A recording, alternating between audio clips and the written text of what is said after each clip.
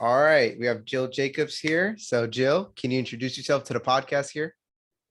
Absolutely. So my name is Gil Jacobs. I am an old guy. I'm in my 60s. So some of the stuff we may not be able to relate to each other, but um, I was in corporate business for, almost 40 years and then decided to get into real estate 8 years ago. Started flipping houses. I flipped 135. Got into regular real estate, bought my real estate company almost 6 years ago, and now manage 500 properties. And I sell regular real estate as well. So I've done more than $5 million a year in sales every year for 7 straight years. And I'm also have the contracts for both HUD and VA foreclosures with those companies in Fayetteville.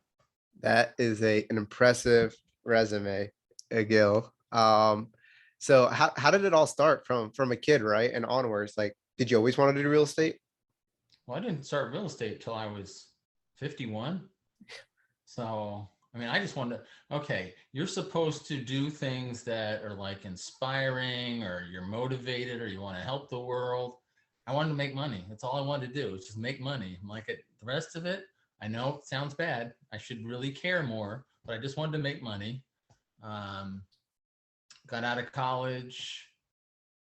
So I got out of college in 80, which was the worst recession we've had since what's coming up probably in the next year. So you couldn't find a job, you couldn't get anything. I took some lousy job in retail. 30 years later, I was still in retail, right? Like Yeah. my thing was, why can't I get ahead? I'm working my ass off. Why can't I get ahead? And as I look back on it, I'm like, well, I was younger than everybody else. Should it make a difference? No. But if you work in a big company and your boss has been in it for 20 years, you're not getting promoted if you've only been in it for 10 years. But when you're an entrepreneur, it's what you do. It's not who you are or how long you've been in the job, right? It's what you do. I mean, if I had been, it's like there's just no limitations. So Yeah. anyway, after 30 years, moved down to North Carolina, um, met my current wife. So at the time we just started dating, she had been in real estate for 20 years. And we're talking over dinner and she goes, man, I have this. Okay, so I moved down from New York City, right? You can Yeah. imagine New York City. Moved down from New York City. She goes, I have this house and I was going to sell it for 60 grand. And the deal fell apart. And the lady who owns it called me up and said they'd sell it for $40,000. I'm like, a house, like stick built house for $40,000. She's like, yeah. And I'm thinking, that can't be right. And so a week later, she goes, the lady's dropping the house to $30,000. I'm like, okay, we must be able to figure out how to flip this house up. I had some money. I'll buy the house. We'll fix it up. We'll sell it, right? Not even Yeah. thinking like Flipper. There weren't the TV shows at the time. It took us 4 weeks. We sold it. We made 25 grand. We split the money in half. I made $12,000 in 4 weeks. I'm like, Dang. this is interesting. This is really interesting. Um, so the first year we only did one. Wasn't really on the radar. Second year we did one. Wasn't on the radar. Third year we're doing one. And we're talking about one coming up, and there's a second house I want to buy at the same time. I'm like, I'm about $20,000 short of buying that second house. But we have a friend over and she's sitting there around the table. She goes, well, I could help you out with some money. She goes, how could we work that? I'm like, well, if you're 50% of the investment, I'll keep 50% of the profits because I'm going to do all the work. And then the other 50% of the profit, since you're half the investors, I'll give you half of that 50%. Makes sense, right? Yeah. Little basic, simple stuff. So we go in. Now I'm doing two houses at once and the light bulb goes off. I'm like, so how many other people are out there that just have cash? And you and I have talked about this before. Mhm. 25 years old, you're like, I really want to raise some cash and get things going. Well, you ask your friends, hey, you got some cash? Yeah, I got $500. I got $1,000. Well, at the time, like 53 years old, I'm asking friends, are like, yeah, I got 20 grand sitting around. I got 30 grand sitting around. I'm like, okay. And I'm like, I understand that your money is much better off in the bank. You're making 1.5%. I got it. I only pay out like 10% a year. And, it could be volatile and you don't want to risk anything. I understand you don't want to do this. And I start walking away really slowly. And I'm waiting for hold on, wait, come back. And oh, good, I got this guy. All right. Got on So the hook. my goal after that year was to grow the investors by $100,000 a year. Yeah. So I'm 12 years into it. I got $1.2 million in cash. And so that really started the flipping side. But by the third year, I was making as much part-time flipping houses as I was full-time as the general manager of a Sears store, the one here in Fayetteville. Yeah. Like, okay, I'm working. They're giving me a hard time because I'm not working more than 60 hours a week and I'm making more working 15 hours a week. I need to make the change. So I got out of Sears. So that was cool. Went into real estate. So for the model of real estate is really changing. The model of real estate used to be you work for one of these big companies, right? Caldwell Yeah. Banker, these guys, and they charge you a percentage of your commissions earned, plus other operating fees in order to help you with advertising and marketing, and that you get to share in their name and everything else. So the first year I was in, my share to them was $25,000. Okay. Wow. That's a lot of money. Yeah. And my girlfriend, who now was was my wife, her share was $25,000. So we're kicking in 50 grand a year. And I'm like, so Robin, my wife, I'm like, are you getting any leads from them? Are they giving you any business that's tangible? She's like, nope. I'm like, so we're getting their name, but it's not giving us any sales, because back then there was 4 or 5 major real estate companies. You had to work for one of them. You had to have that name. Now there's thousands of real estate companies, because any mom and pop can start their own real estate company. So the commission splits are all over the place. So these big companies are really struggling, I think. So there's advantages to the big companies. They do some great training for you. The small companies like mine, not so much, but like my splits now is $9,000 for all my guys. Oh. So 6 years ago, it was 25 grand. Yeah. And you had to type in a code number so they could keep track of your copies, and they would charge you for each copy. What? That's ridiculous. I'm like, oh my God. Like, really? I mean, they were just, so you have people like that. And you know what? I named names and I get in trouble for it. It is what it is. H&H Homes. What's that guy's name? Ralph. Okay. So he ran a company like that.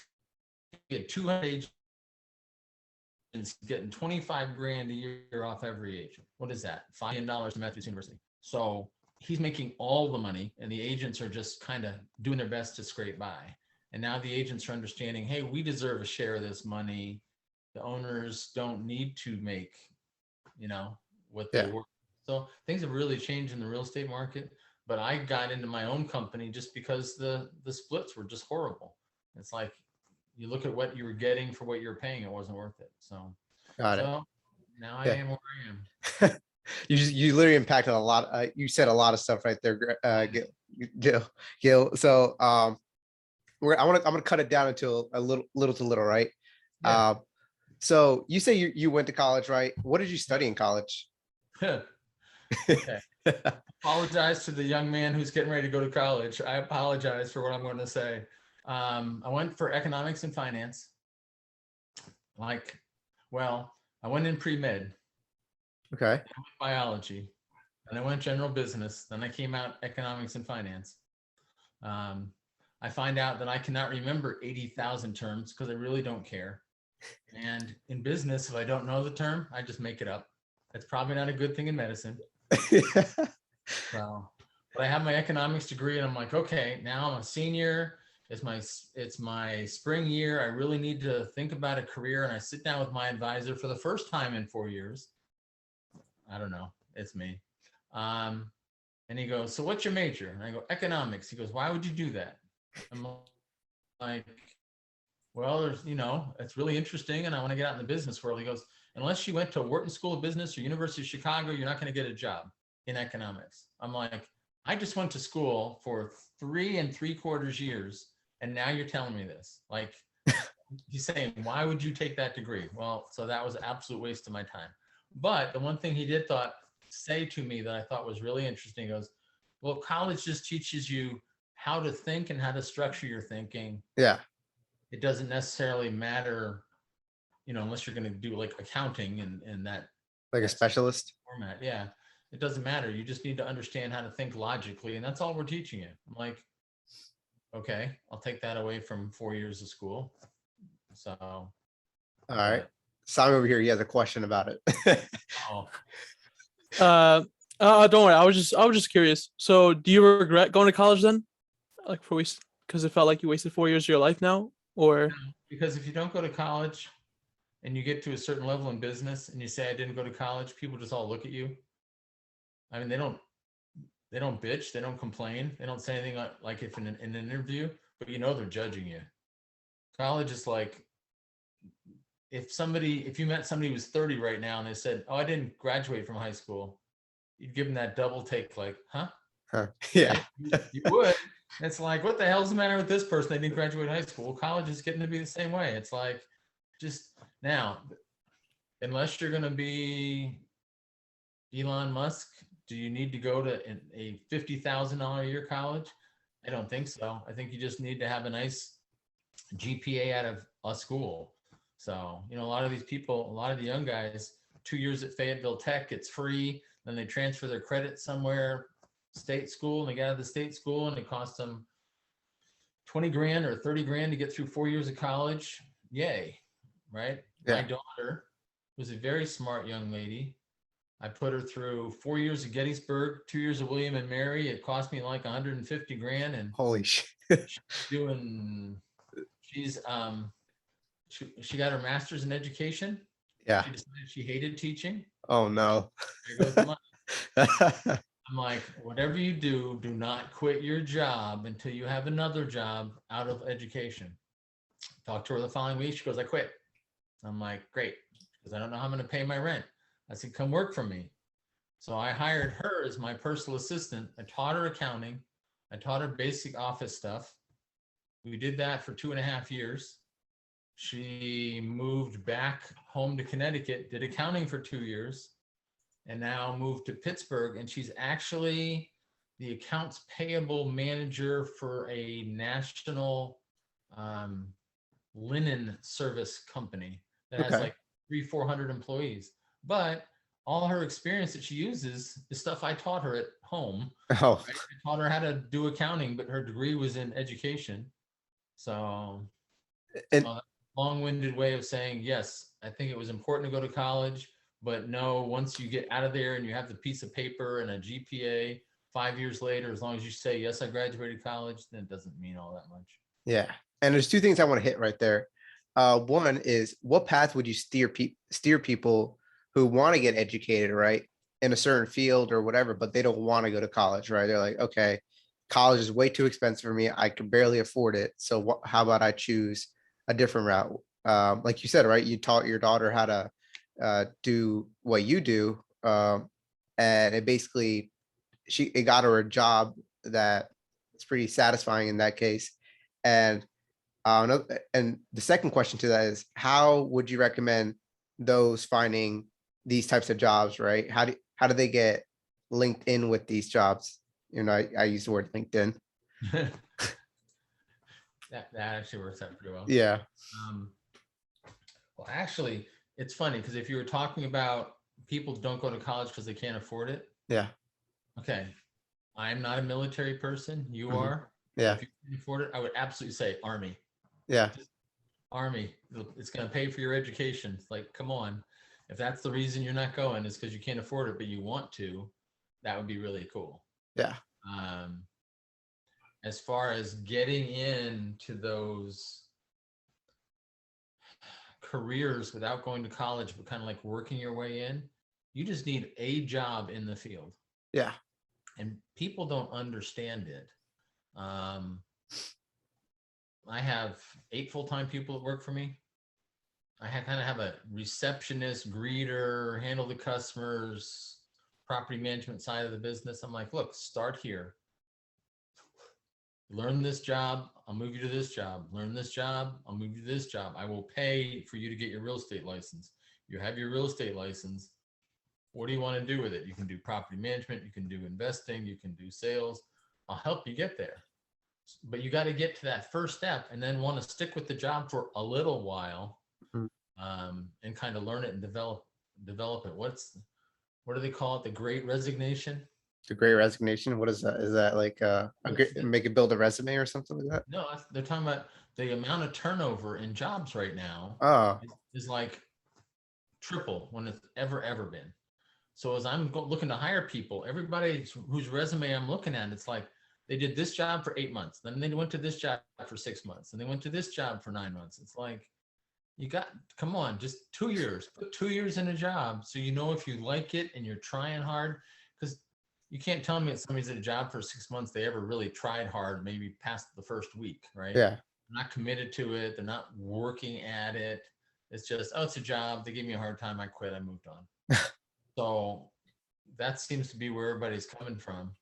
So if there's something you really want to do, you just need to find a company, and in the company, find a mentor that's going to kind of help you move up, where they're not just bullshitting you. Yeah. Right?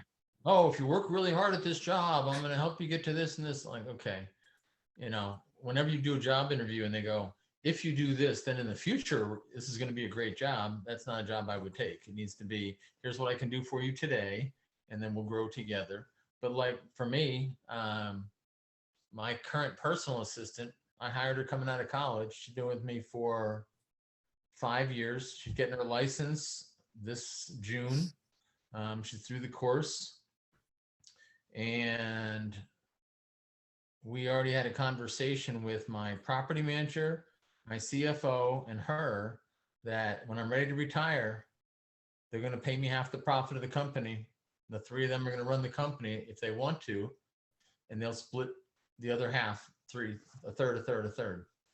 So And stick it out, learn all this stuff, learn how to do it, get your license, take over my company. and what if they choose not to take over your company? What's the opposite of that coin? Would you just sell your property? I mean, your business? No, I will find a way to have somebody assume it and pay me. Yeah. So one of the really bizarre things about real estate property management is nobody knows the value of a lease. So if somebody signs a lease with me to stay in the property for a year, they're going to pay me rent. I get 10% of that. So if they sign a lease for $1,000 a month, I get $100 a month. So that's $1,200 a year. I'm allowed to assign those leases to the real estate company. So is the value 1 year's worth of what I make, or 2, 3? So nobody knows. So nobody really knows the value of the company. And if you sell it, you get one lump sum, right? So say I sold my company for 200,000 or 300,000. Unfortunately, this economy, 5 years I burned through the money. Now 7 good, right? But if they pay me and die, Yeah. if I live for 30 years, my company was they just paid me $1 million. But should they really care if they're splitting the other half of that with no investment? I mean, if I came to you today and said, I can buy my company for $500,000, assuming you don't have the money, right? So how do you run a company? Well, what if I let you run it and pay me half of the profit? Well, now you're in charge. Seems like a good deal for retirement. Yeah. So we'll see. And we have a question here from Sami. Go ahead. Hi again. So you said the thing about like people like not working a job for like only a certain amount, like 8 months, 6 months. So right now it's like been a trend I saw recently about job hopping, so you can get more pay at the next job. Would you say you're against that, or you support it, type of thing? Sami, could you explain what job hopping is? Oh, so like right now. Oh, Yeah. Can you hear us, Gil? Yeah, absolutely. Yeah. No, I mean, I get it. I mean, I understand what's going on. So, let's see. So you job hop to get more pay, and you job hop, you job hop, and you job hop. Where you settle into one job where you want to have a career, you're never going to have a career, or you're going to start your own business.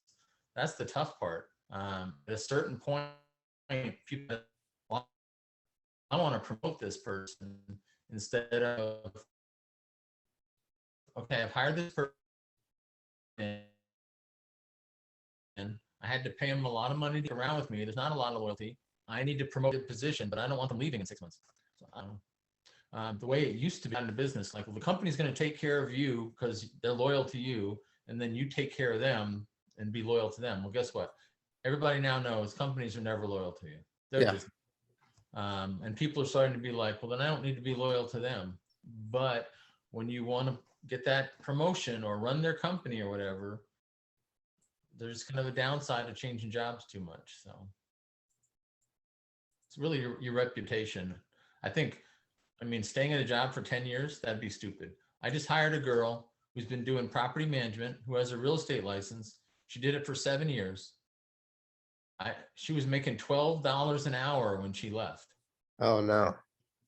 See, I'm like, stupid girl. You need to have that conversation with somebody. Now I hired her for $17 an hour. That's a nice pay raise. Yeah. Why? Because I figure I need to pay people what I think they're worth, not what I can get them for. Because I went through all this crap when I was younger. It's like they're trying to get you for as cheap as possible, and then you're having to beg them for raises. I don't ever want somebody for me to leave because of pay, or I go, I'll pay you more if you stay. You know what? I would, if anybody told me I'll pay you more if you stay, that means you screwed up all this time and I should have been making more before. So, but see, that's the opposite of job hopping is that girl. It just kept staying and staying and staying. Her car barely drives to work every day. I'm like, she should have quit 5 years ago. Yeah.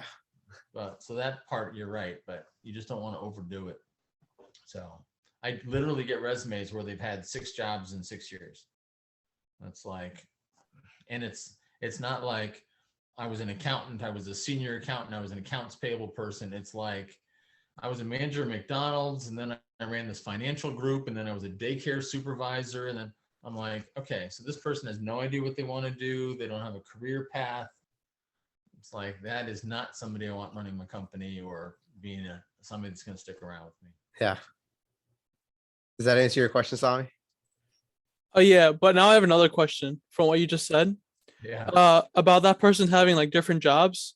Do you view it as them like not having a certain career in mind, or like, because what you just said, it kind of sounded like they have different skills. You know what I'm trying to say? For example, like managing McDonald's, they have management skills. I forgot the other ones, but like you get the Right. idea. But yeah, so no, I would say they don't have a career path. They don't have a plan. So, I mean, you know, your job interview should be, okay, where do you see yourself in 5 years? What the hell would this person say? I don't know. I have no clue where I'm going to be in 5 years. I'll take whatever job pops up. It doesn't even matter what field I'm going to be in. It's like, yeah, I'm going to hire this person. They have no idea what they want to do. You at least want somebody that has a plan on how to get from A to B. So it just makes you feel better that they've kind of thought it out and they know what they want to do. And so, or imagine just somebody, if that's their lifestyle where they don't have a career plan, you're going to hire them into a job. What's their job plan? Nope, I don't have one. We're just going to kind of wing it here.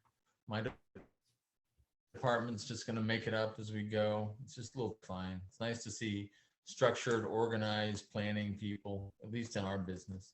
Yeah. That makes sense. And Gil, what is one piece of advice that you give someone that's starting out in the field of entrepreneurship?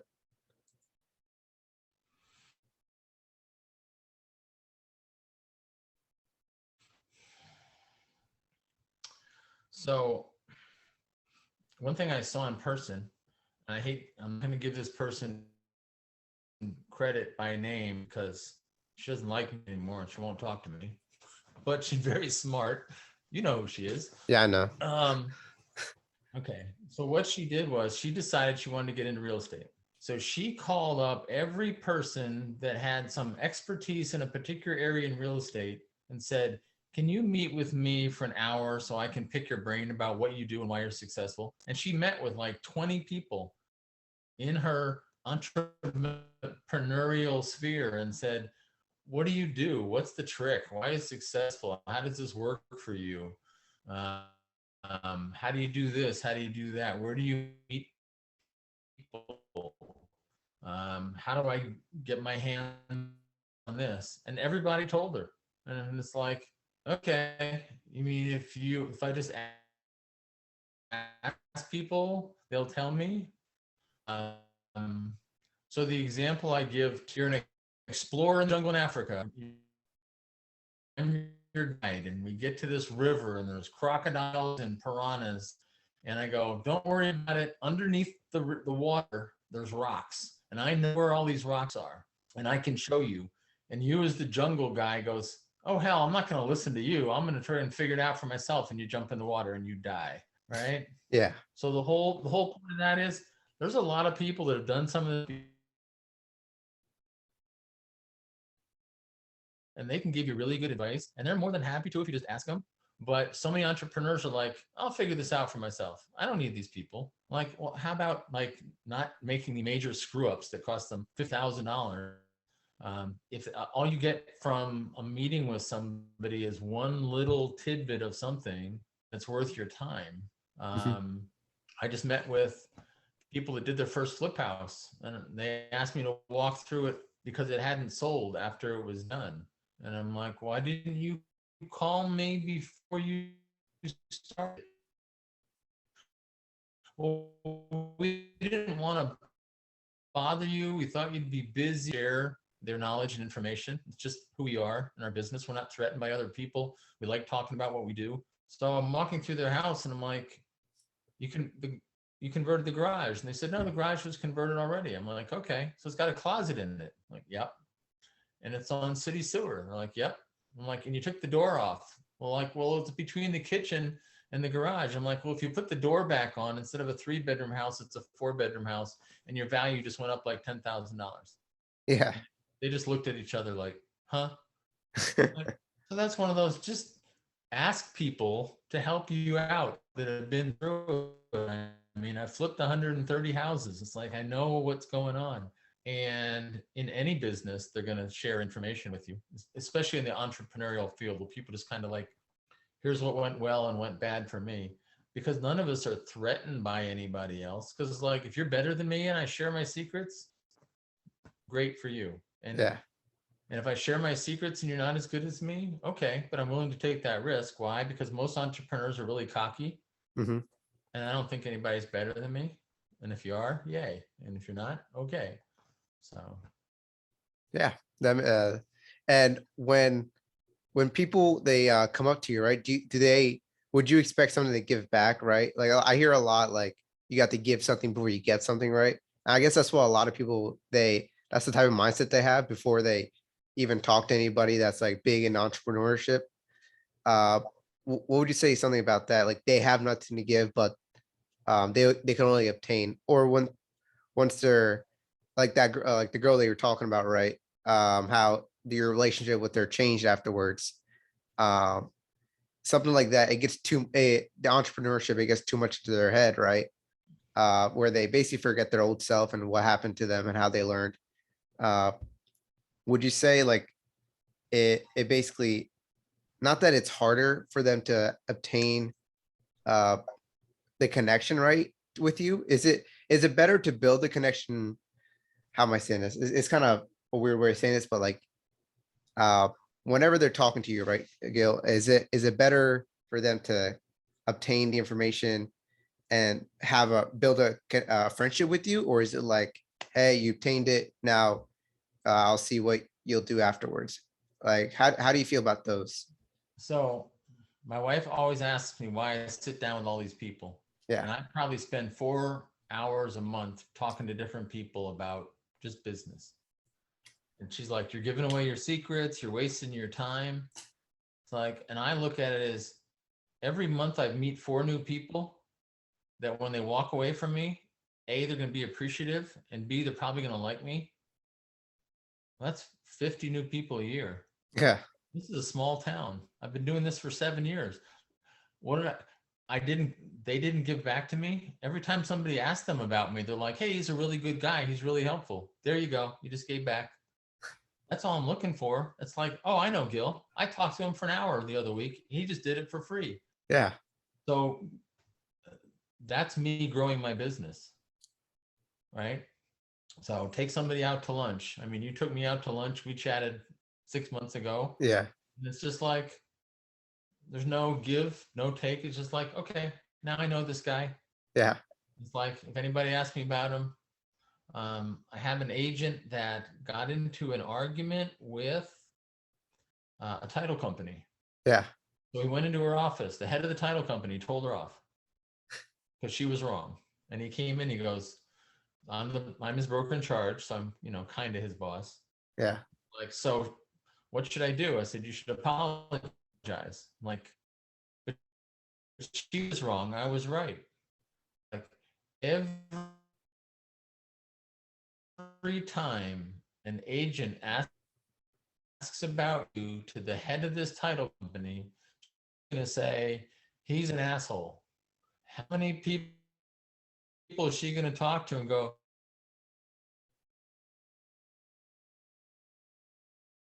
he's an asshole? That's why you're going to apologize, because you don't want that attack who you are. So it doesn't hurt to apologize for stuff like that. So Yeah. just, sorry, screwed up. So it's the flip side of having connection issues. Oh, there we go. Yeah. There's a little bit of connection issues going on. Can you hear us, Gil? Hello? Yeah, Can you hear us? I'm good. Oh, you're Moving good. like a robot, but I can hear you. Okay, good. Yeah. Yeah. All right. Yeah, like building, like apologizing, right? Do you think it's a level of maturity as well that comes with that? Or is it because I'm learning as well while I'm going on, right? Either I'm learning from other people or I'm reading books about it, right? About, okay, maybe I shouldn't have been acting a certain way whenever I approach this person, or I could have went on a different route talking to this person, or I just don't like what this person's trying to sell me. It feels like a pyramid scheme, right? Right. How do you feel about that? About level of maturity? Do you feel like aggravated when you got to teach, I guess, your employees or whatever that, hey, you should know this by now, or is it like it happens?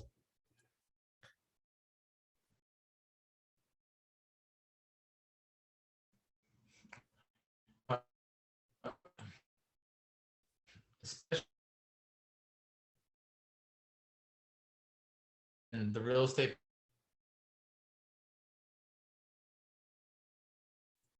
everybody has an ego. Um, and really what you're teaching is work. So you just kind of need to check it at the door. It doesn't create any problems. It's not difficult. You just don't want to do it. Well, why don't you want to do it? It's like, because I'm younger, I would say, I'm sorry if you feel I was wrong.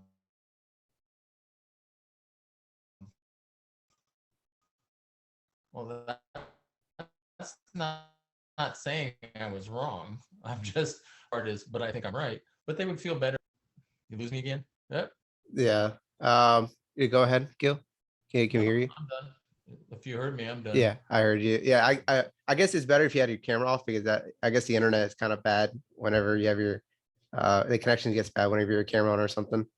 Really? Yeah, it does that because it's two different like lengths. Like if you're using video and like voice, data and voice, sometimes the internet gets bad with that. So like if you put down your video and you just use just voice, it gets better.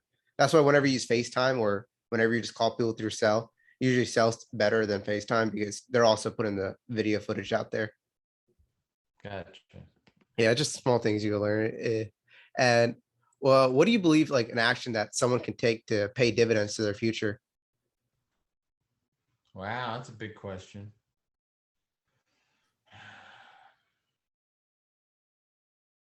Hmm. Well, from a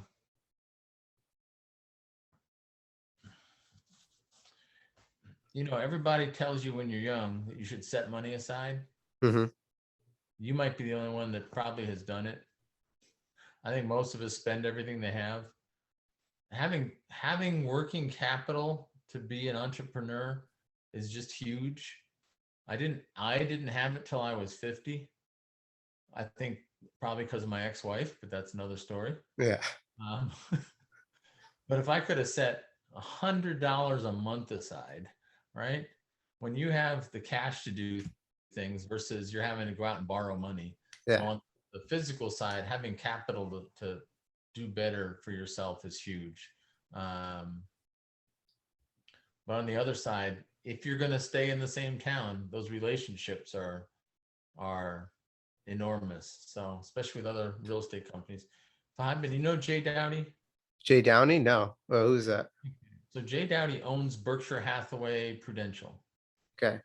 Um, he's he's been the president of the board of realtors at least twice. I think he was the head of the state board of realtors once. He knows everybody in town. Really? He is friendly to everybody in town. If there's a party and you invite him, he will show up for 5 minutes and shake your hand, pat you on the back, make you think you're the greatest person in the world. And then he's off to the next party. All right. I was talking to my wife about him the other day. I said, he could get elected in any job in Fayetteville. He could be the mayor. He could be our senator. All he would have to do is put his name in, because for the last 30 years, he's just always nice to everybody and shakes their hands and remembers your name and moves on. It's been doing it his whole life. So, I mean, it's just staggering. So, and all he really does is remember your name and say hello and be friendly and show up if you ask him to show up. So, but I mean, how cool is that? I That went is to college with a guy who only knew you by your initials, only your initials. So he'd be like, hey, GJ, hey, RL. But I went to a school with 4,000 people. I swear to God, he knew everybody's initials in the entire school.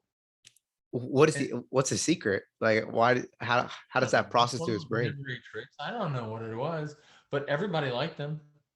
So you think about, you want to be an entrepreneur, everybody likes you in your field. What if everybody knows you and loves you? It'd be like, oh my God. So, I mean, that would be really cool. So, and that's something you just got to kind of build on. Now, if you move around all the time, that Yeah. would be really cool. But, if you're going to get into a field in your 20s and it's a national field, but you start meeting people, like a lot of the wholesalers that go to those seminars, Yeah. they just asked me about, there's some kind of wholesale seminar in Florida coming up, October, September, everybody's going. But are you going to learn something? Maybe you're going to go learn and be nice to these guys and shake their hands and get their names. And that's all you do, but you do it for 20 years and then everybody knows you and likes you. Like you call the guy out and go, hey, Fred, remember me from 5 years ago? Sure. What can I do for you? You're a really nice guy. Oh my God. I mean, so, and it seems really, really simple. Yeah. But how many people do it? How many people, if you sat down and said, okay, put on a piece of paper, people that know my name and they're a really nice person, but they're only a casual acquaintance. You got 3, 4, maybe. You know who that reminds me of? That Who? reminds me of Teddy Roosevelt, because he used to remember everybody's name in like his in the White House. Everywhere that he went, he just knew their name, right? Even the people that like even after like his 8 years was up, or was it 4 years? He came back just to visit, and people would talk good about him because he would just say by their first name. And in the How to Win Friends and Influence People. Have you ever read that book? I went through the course. Oh yeah, you did. And Yeah. it talks about how like the first name is always like the soothing sound to their ear. So I learned a lot from that. And another person, it was another president. He basically, what he does is that he'll contact like 10 people a day, right? So what he does, he has these flashcards of like every person that he's ever met, right? And I'm doing this right now. So like he put their number down, put a flashcard on there, and he'll put it in a box, right? And every day he'll pull out like 10 random cards, call them up, see how they're doing, right? And then that basically just gives him more traction, right? And that was just again like some things you can learn from like presidents and all that, but that also works in like entrepreneurship. And that reminds me of like the person that you're talking about. And here we are talking about technology and everything. Yeah. Twice a year, I get a text from Ruben Garcia. You know Ruben? Yeah. He goes, and it says, "Hey brother, just thinking of you, want to know how you're doing. Hope everything's going great." I'm sure he has that automated, Yeah. but how, right? Yeah. Like, wow, I haven't talked to Ruben in 2 years, but he's just checking in with me, make sure everything's going well. He's not checking in with me. He's either got an assistant doing it or he's got a computer doing it. Yeah. It's like touching base, keeping tabs. And in the real estate world, they talk about drip campaigns. And a drip campaign is you put everybody's name in a database and you send them email, text, some kind of communication on a regular basis, just so you remember their name. But even if you're not in real estate, even if you're not looking to sell to people, that's when they're really effective. When you just say, "Want to know how you're doing? Things going well? Let's have lunch." And you have lunch, and they're not trying to sell you something. Mm-hmm. So I had a friend call me and take me out to lunch maybe 4 months ago. We sat down. The first thing he said is, "I don't want anything from you. I'm just here to have lunch." The reason he said it is because every time somebody asks me to go to lunch, Yeah. they're looking for a deal, a job, some money, a house, something. So rarely does anybody ever take me to go out for no reason whatsoever. So, I mean, he knew right off the bat. He's like, "Nope, just want to say hi." I'm like, well, this is cool. It's when the pitch is coming that it's not as great. So Yeah. And does it, I've heard it before. It's like everyone's a narcissist, right? Like everybody wants something, no matter who you are, right? Is it bad to be like, hey, I'm gonna take you out. Can we talk about this, right? Can we talk about that? Or they just want something from you, right? Is that a negative to look at it? Like, for example, if someone wanted to like get some money, right? Like something outrageous that you're like, okay, he's trying to start up a startup. So, and he's looking for money. And he took you to lunch. Would you feel a certain way about that? Or is it like, well, that's a real tough call, because the best thing would be, "Hey, I'm getting a startup. I'm looking for money. Can we have lunch?" But how many people would say no? Right? Yeah. Right off the bat, it's like not going to happen.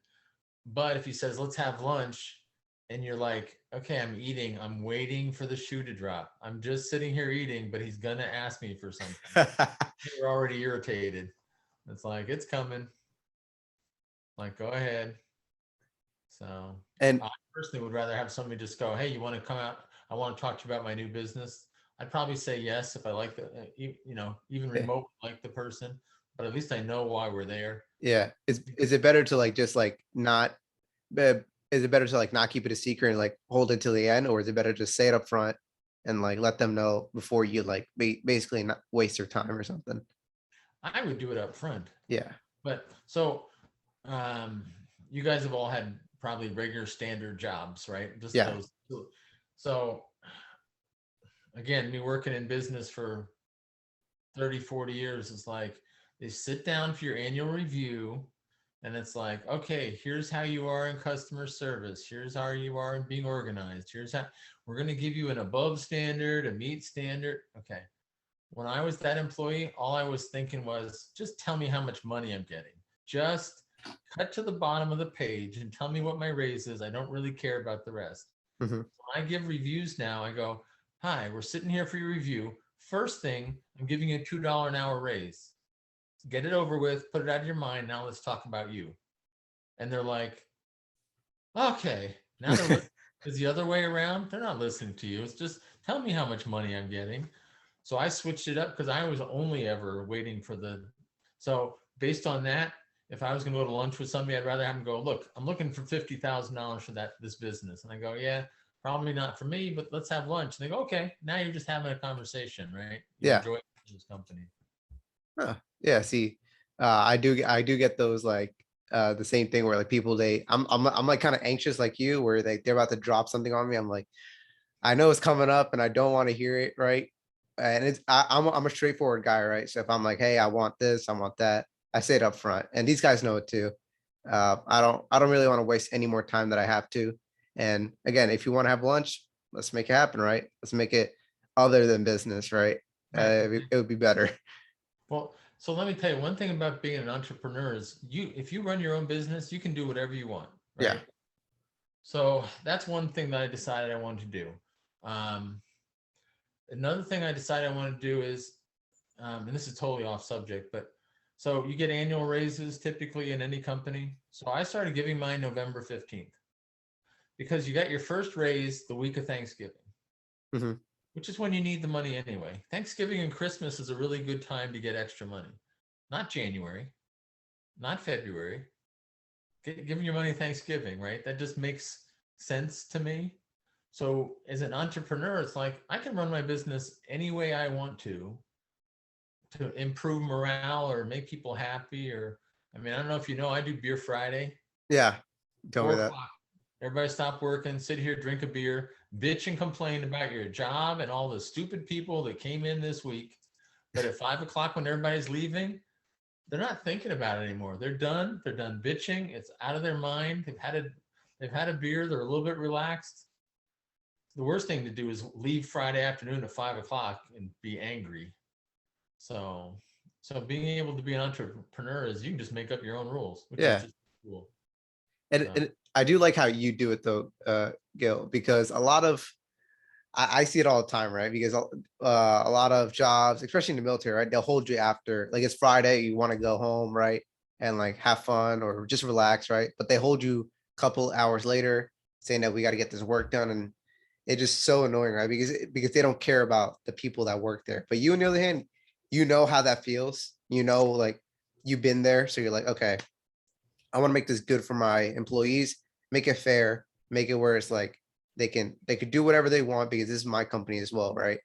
And I want them to be in a happy environment because I don't want to be the only one that's winning. I want them to be happy whenever they come to work as well. right. Like I got And all women in my office. We got an office cat. I think it's a wonderful thing. oh, really? Yeah, the cat's like goes from desk to desk and lays down on your keyboard. But you're stopping. You take 5 minutes. You're petting the cat. It's That's like actually that's a good idea. so. Do what you want. And on networking, right, with people and just talking to people, right? Gil, I'm gonna tell you this right now. A lot of young guys here, they have a hard time just talking to people, right? Because again, we have social media, we have everything is online. So they're like, whenever they see someone in public or like they have someone that they see a lot all the time, but they never had a fully conversation, right? Even if they're the most like I bet you go to these real estate meetings and you see like some random person just come in and they're like, okay, that person's random, don't know who they are. Is it how would you approach them and be like, hey, let's let's have talk, right? Let's do something. Uh, like how would you approach them? Because it's the same thing that goes with females too. Like a lot of guys they have trouble with that, but it's like mostly on the business side. How would you approach someone that that like that you want to go talk to them, but you just have a hard time mentally? It's tough because I don't have a hard time mentally, and I'm not an outgoing person. So,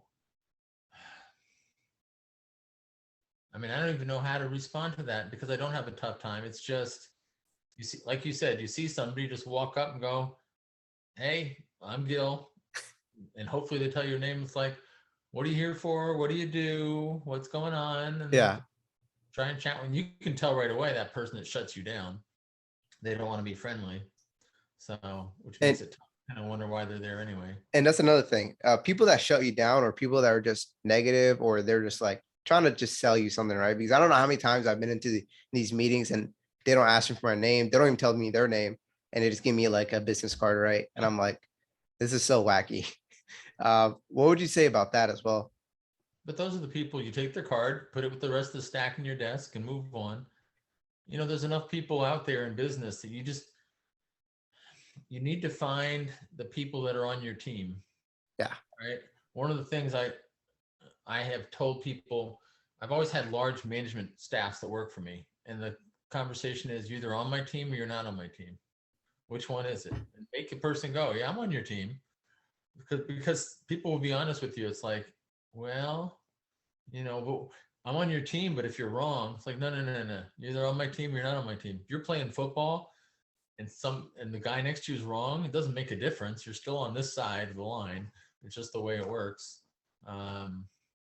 So you just have to develop those relationships and find the 100 people that you can relate to. So, I mean, there's, I don't know, 50 real estate attorneys in town. I'm friendly with 5 of them. The other ones, when I meet them, they're like, who are you? Like, I can't be bothered with you. Well, that's okay. I don't need you either, because there's enough of other people out there. There's always enough contacts and friends and people to shake hands with. And what do you do with those that are like negative to you? Do you like still try to be nice to them, or is it more like, hey, I don't want to associate with you? And like you said, you want people to talk good about you, right? Wherever they go, like, hey, I know Gil, he helped me out in this and that. We have a nice conversation. And there could be the negative people. They're like, hey, Gil's a dickhead. He did this, he did that, or whatnot, right? I got those. So, but the negative people is just, I'm a big believer. So even somebody that's not overly friendly or just kind of apprehensive, I always like shaking hands with people. I mean, you shake hands, you make sure you smile. If they're really kind of standoffish, I'll pat them in the shoulder and just say, hey, really nice meeting you. And then I just kind of walk away. Mm-hmm. But hopefully it's like that handshake and like pat them on the shoulders, like a personal contact. They're like, wow, they must like me. So, of course, the first rule is always, if you meet somebody that you don't think likes you, A, they don't like you, and B, they know you don't like them. It's the truth. But when you meet somebody, you just gotta, like you said, be friendly, shake their hand, pat them on the shoulder, smile at them, and just move on. So I like your way of life, because a lot of, I guess, celebrities, they would just say the opposite, right? They would be like, just tell them off, do this, do that. And I guess a lot of guys, they take that advice, right? And I'm like, you don't understand how that can basically destroy your career in a way. Not like destroy it, but it's just a parasite that you're growing, and that you don't want to do it that way. Well, look at the really successful people. Take the Elon Musks and the Steve Jobs, and moving up the ladder, they were really rude to a lot of people. Yeah. But they were better at their job than absolutely everybody else. So think about if you were a pretty good Elon Musk. Yeah. You'd be a mechanic, because nobody would promote you because you're okay, but you're not the greatest person out there. So if you're going to be an asshole to everybody, not only are you not going to be Elon Musk, you're not even going to be in the top 10,000. So, one of my favorite stories is Joe Pesci. You know Joe Pesci? Yeah, Joe Pesci, yeah. Okay. When he was a teenager, he was a singer. Okay. And he's like, I don't know, 4'10". Yeah. He put out a couple records as little Joe Pesci, and everybody told him, look, kid, you're never, ever going to make it. And then he tried to become an actor, and they're like, seriously? Like, you hear his voice, you see how tall you are, you're never going to make it. And he, being a New York Italian guy, he kept one of those little pocket spiral binder things, that slide into your dress shirt pocket. Yeah. He wrote down everybody's name that was mean to him on the way up, and he paid them all back on the way down. He paid them all back. Like, they'd call him up and go, hey, can you be in my movie? He's like, what's your name again? He'd tell him, he's like, hold on. He goes, you're on page 3. You were rude to me in 1967. Fuck you. It was like, and then he would cross their name off the little pad. But it works when you're like really, really successful. Yeah. But if you're marginal, like I said, if you're an okay Elon Musk, you're never getting off the ground. Yeah. When you're on top, that's when you can tell people off. But when you're still at the bottom and you're trying to grow something, it's probably in the best decision to like just apologize or just say hi or whatnot. But keep it to yourself in your head, I guess. Yeah, I agree. Sami, go ahead with your question. Hey, again. So you keep referencing Elon Musk, right? And like how if someone was an okay version of him, like he'd just be a mechanic. So what skills would you say causes Elon Musk to be like that big? You got any idea about it? Well, so he works literally 20 hours a day. And there's like all these successful people. It's amazing that they're just that driven. I know Steve Jobs says he got like 3 hours sleep a night. Mark Cuban says he gets 3 hours sleep a night. I get like 12 hours sleep a night. I would never be Elon Musk, but they're that driven. They look at their goal and how badly they want to get there. If you look at Elon Musk's startup, if you read about him, he and his brothers slept in their office so they didn't have to pay rent or utilities. Yeah. They could save their money to start their companies. I mean, who has that drive to do that? I mean, that's just absolutely insane. But even you go junior versions of that, it's like, do you read the books? Do you work when you get home from your regular job? Do you go the extra mile and take the class and read the books and talk to people? And I think everybody can be successful beyond where they are, but who's willing to make that commitment? And I at least understand that I'm not willing to be that person. I don't want to work all day long. I'm in real estate. I don't work Wednesdays, Saturdays, and Sundays anymore. Do I think I could probably double the amount of money I make right now if I did that? Yes. Am I willing to? No. It's okay. I spend time with the wife and I hang out and do nothing. But I mean, it's wherever you want to be. So now, if you set your goals and say, okay, I need to get to here by the end of the year, then your next step is, what things do I need to do to get me, to that point? You kind of enumerate those things, and then you got to commit to them, and then you got to do them. But if it's like, I'm going to get here, but I'm not willing to put in the work, and that's the only way, it's like, okay, then that's not going to be me. It's just not, and I just have to accept it and move on. So it's Now, tough. I mean, we all work with people that like outwork us and outthink us, and yeah, that's okay. you just got to be the hard worker in your case, and like I guess like it depends what you want to, right? Your goals, and like you don't have to copycat everybody. That like Elon Musk is his own beast, right? Right. A lot of people, they say, oh, he's pretty successful, and a lot of people are like, he's successful in his own way, and they have their own. Like, a lot of people, they have different definitions of what success is. So you just gotta deep dive into what you think success is. I will tell you, I'll bet you the main commonality of successful entrepreneurs is I might work 30 hours a week and other ones work 60 hours a week, and other Mhm. people go to meetings all over the country.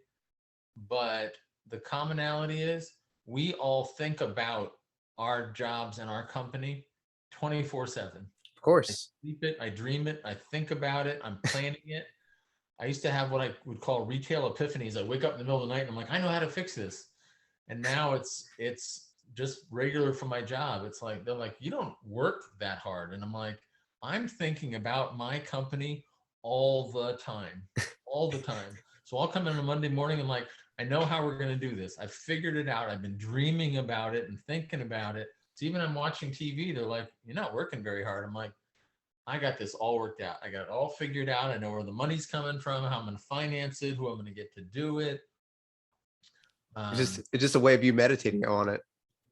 But it is. But I think everybody who's really successful, you don't have to be sitting in the office all the time. Yeah. You got to be kind of obsessed with it. So, which is, yeah.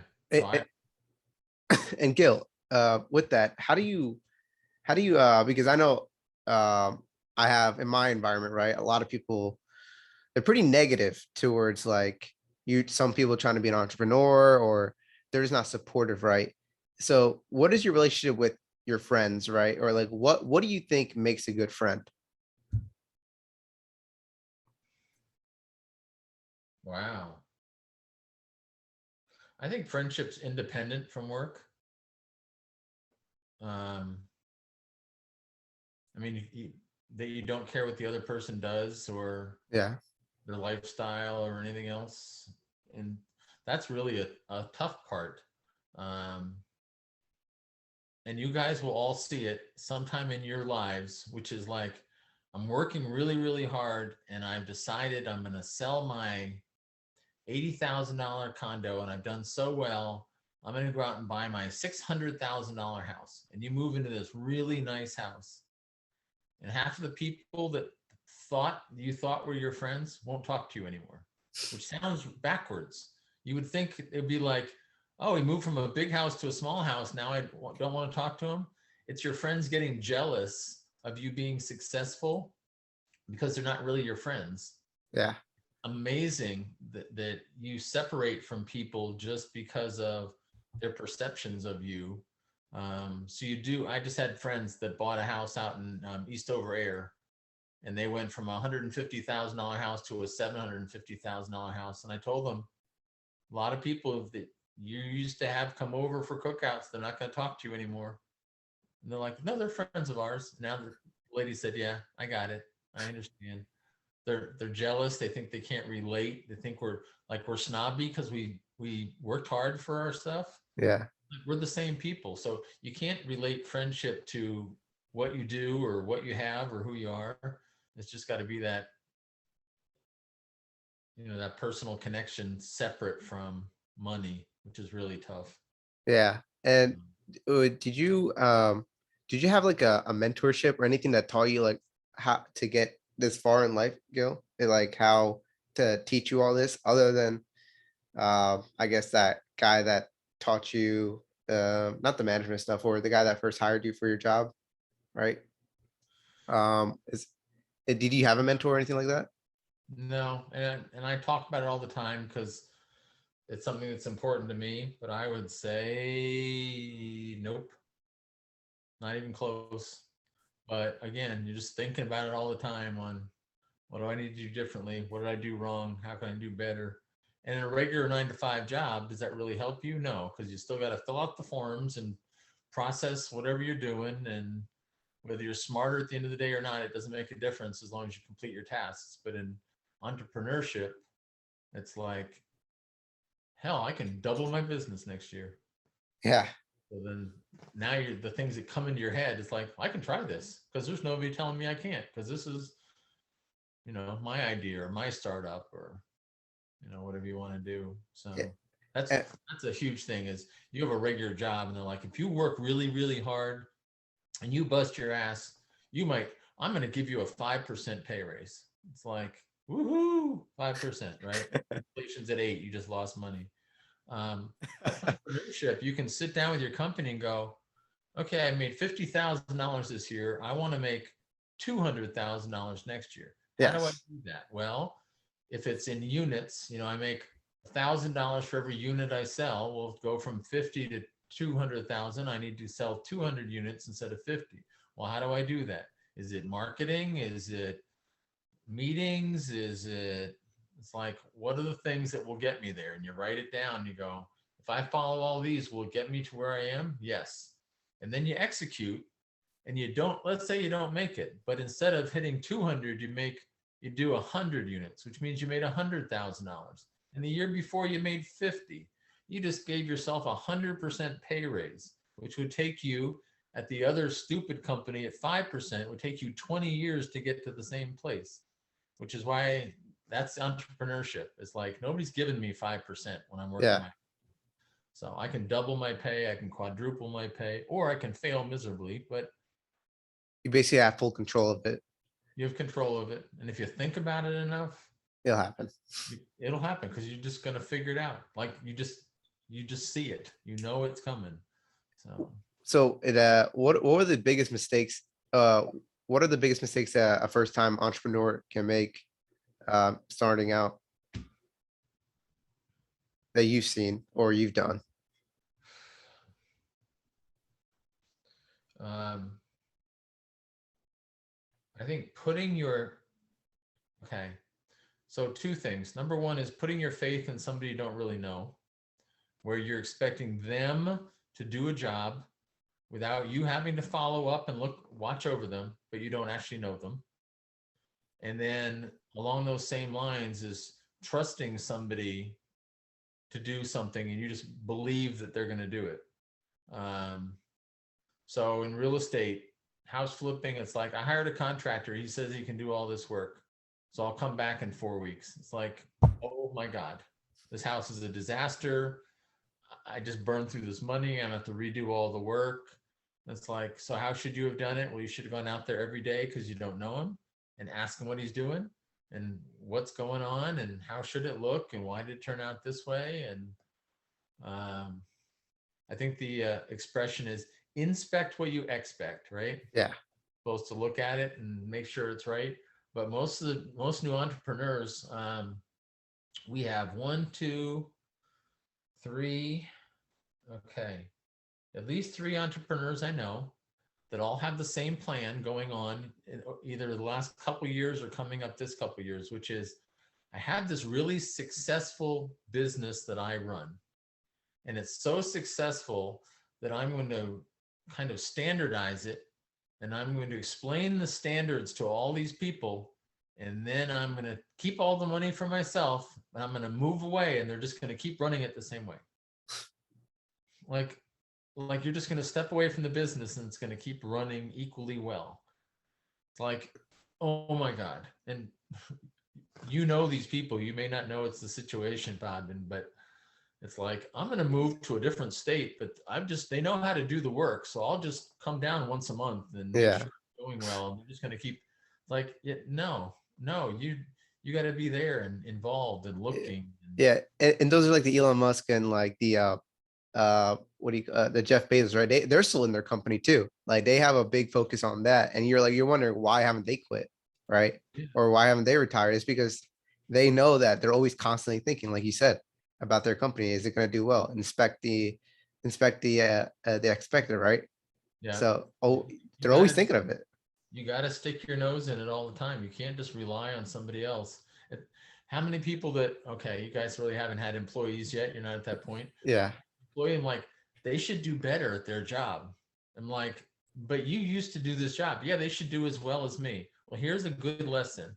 If the people that work for you can do as well as you, then they don't need you anymore and they're going to leave. Mm-hmm. They're as smart as you are.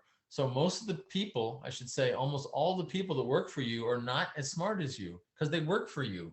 If they were as smart as you and as good as you, they would either be your boss or they would be running their own company somewhere else. So understand that everybody that works for you is not as good at their job as you are, and you shouldn't expect them to be. You hire somebody in, okay, I'm an entrepreneur, I'm making 80 grand a year, I'm going to hire somebody at $12 an hour and they should be doing this job as good as I can do it. What? That doesn't make any sense at all. Yeah.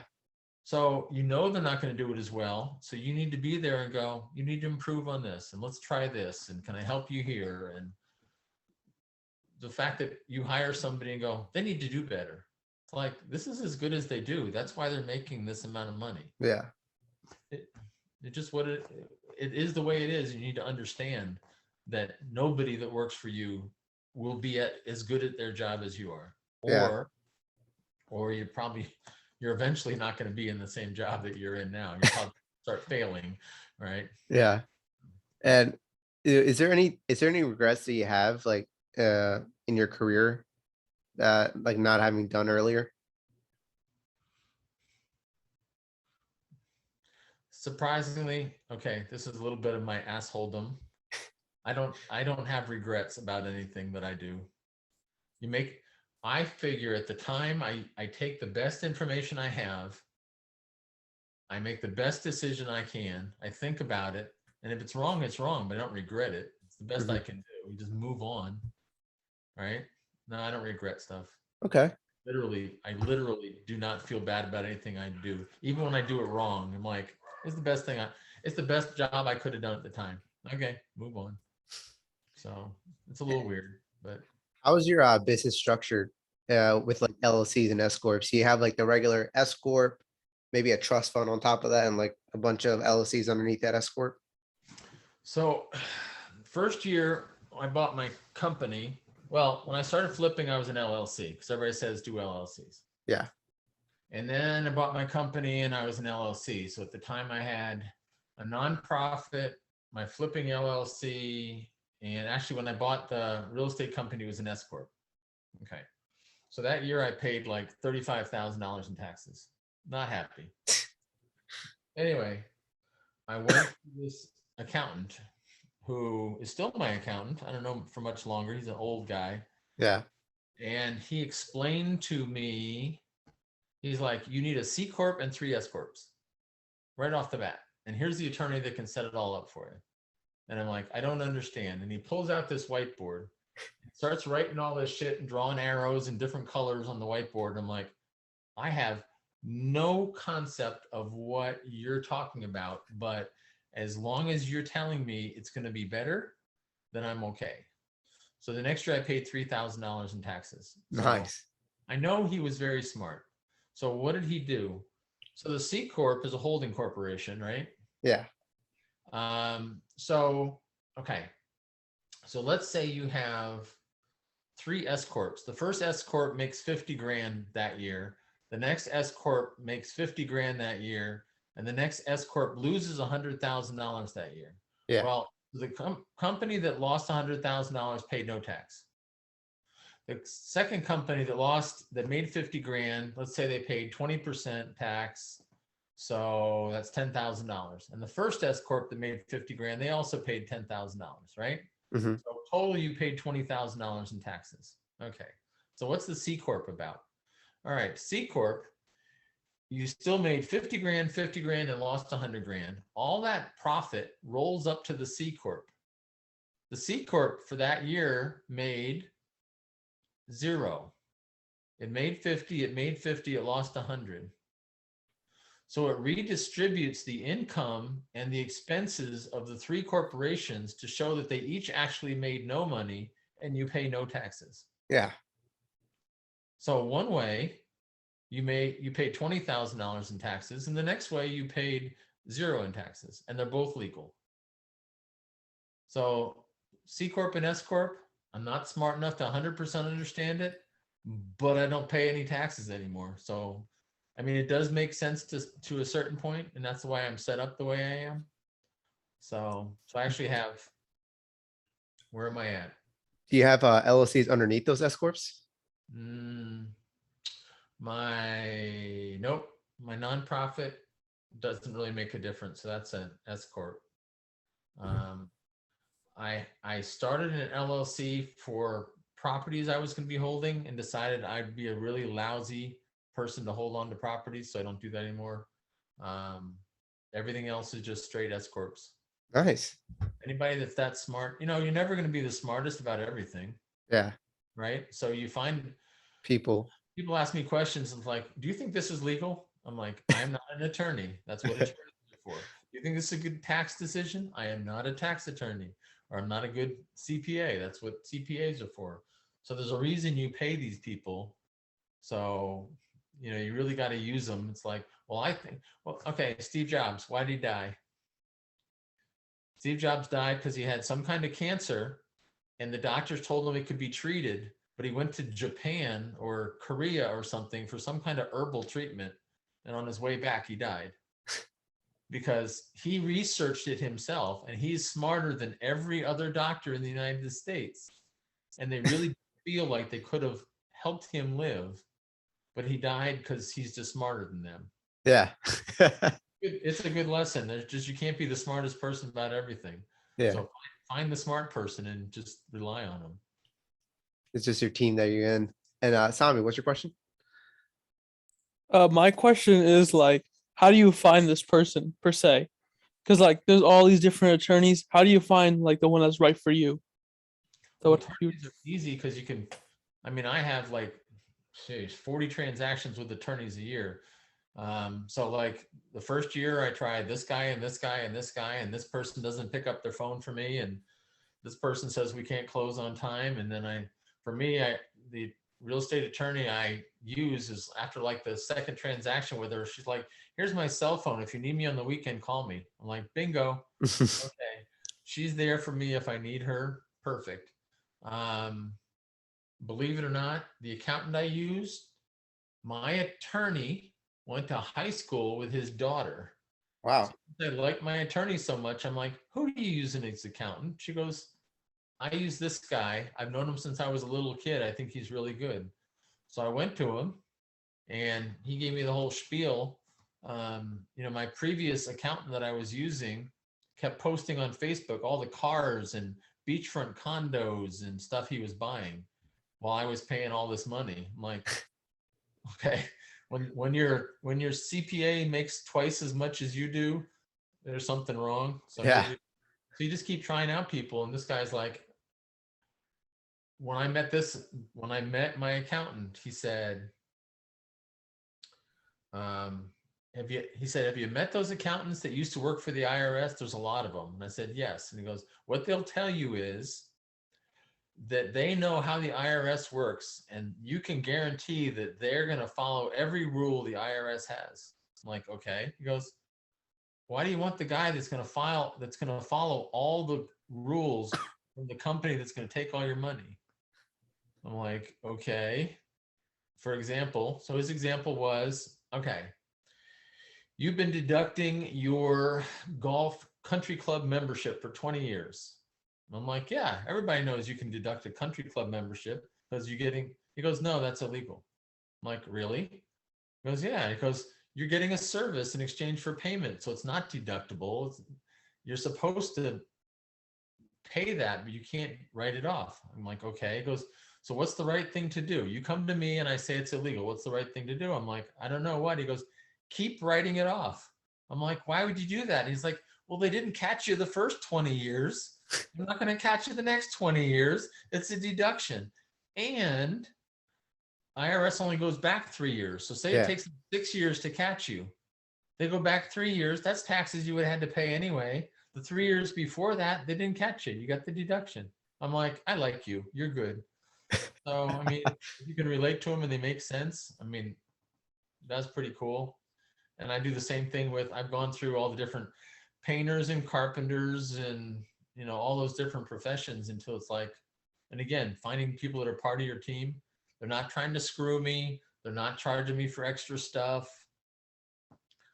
They're just trying to be fair. And you start dealing business with somebody that one time, they just tried to stick you for some extra money. Shame on them. That's not the kind of person you want to work with. Yeah. Like, you got to come off your list, try somebody else. So you don't have to find the right person the first time, but when you find the right person, you need to do them right. You need to shake their hand. You need to send them something for Christmas because they're on your team now. So, Yeah. Yeah. And Sami, this having people on your team is like finding a girlfriend. Same thing. It works the same way because do you like them yourself? Like, are they like, I know for me, right? When I first got the Fayetteville and when I met Gil and everybody there, I was like, okay, who can I add to my team, right? And I asked people for referrals, like, hey, who's a good CPA? Who's a good attorney? I tried a lot of them out. Most of them didn't give me their time at all. They were like, hey, come at this time. I'll be at that time. They're not even there, right? So I'm like, okay, check that person off my list. I'm never gonna go to that person, right? So you gotta have your own filter as well. Go ahead. Absolutely. Personally, I wouldn't be able to date myself. You I don't want like. to No, I don't like myself, to be honest. be hey, at least you're honest. The moment I feel personally, when you start liking yourself, is the moment when you're able to relax and be happy with who you are. I don't like that because I know when that happens, I'll be lazy and I won't even work ever again. Well, it makes you feel any better. I didn't get there till I was like 55, so you got a long way to go. Yeah, he's 18, Gil. So like, having these mindsets now is a good path, right? As long as you know where you're at. And Gil, you talked about like cars and all that stuff. So like a lot of these guys, right? A lot of young guys, they're big into cars, right? And a lot of military guys, they're big into cars too. So like, I don't really want to get into that, but for those that are interested in getting a car, how do you write off a vehicle that I know, because you told me that you probably get a car every year or so, because you just trade them in and like write that off like 50% off or something, right? Okay, so first of all, based on our questions, what kind of car do you think I just went and got? I don't something that's over 5,000 pounds, I'm guessing. I just gave in to myself. I like the man that much. I went out and bought a Tesla S last month. Oh, Oh my God. Oh my God. Best car ever, but that's a separate subject. So Elon's the man. So and how did you get to that point where you were like getting a car every year and like Okay, no, I know. what Write you're that off talking too? about. Tesla S was this is not the way it's supposed to work in business. I just went ahead and did it because I like the car so much. Yeah. The way it's supposed to work. So talking to my accountant, so for cars over 6,000 pounds, you can, if you buy it in your business name, you can write off 50% of the purchase price that year. Okay. So say you have two companies. So like my wife and I have more than two companies. So year one, I buy a car, write off 50%. Year two, she buys a car, she writes off 50%. Year three, I trade my car in and write off 50%.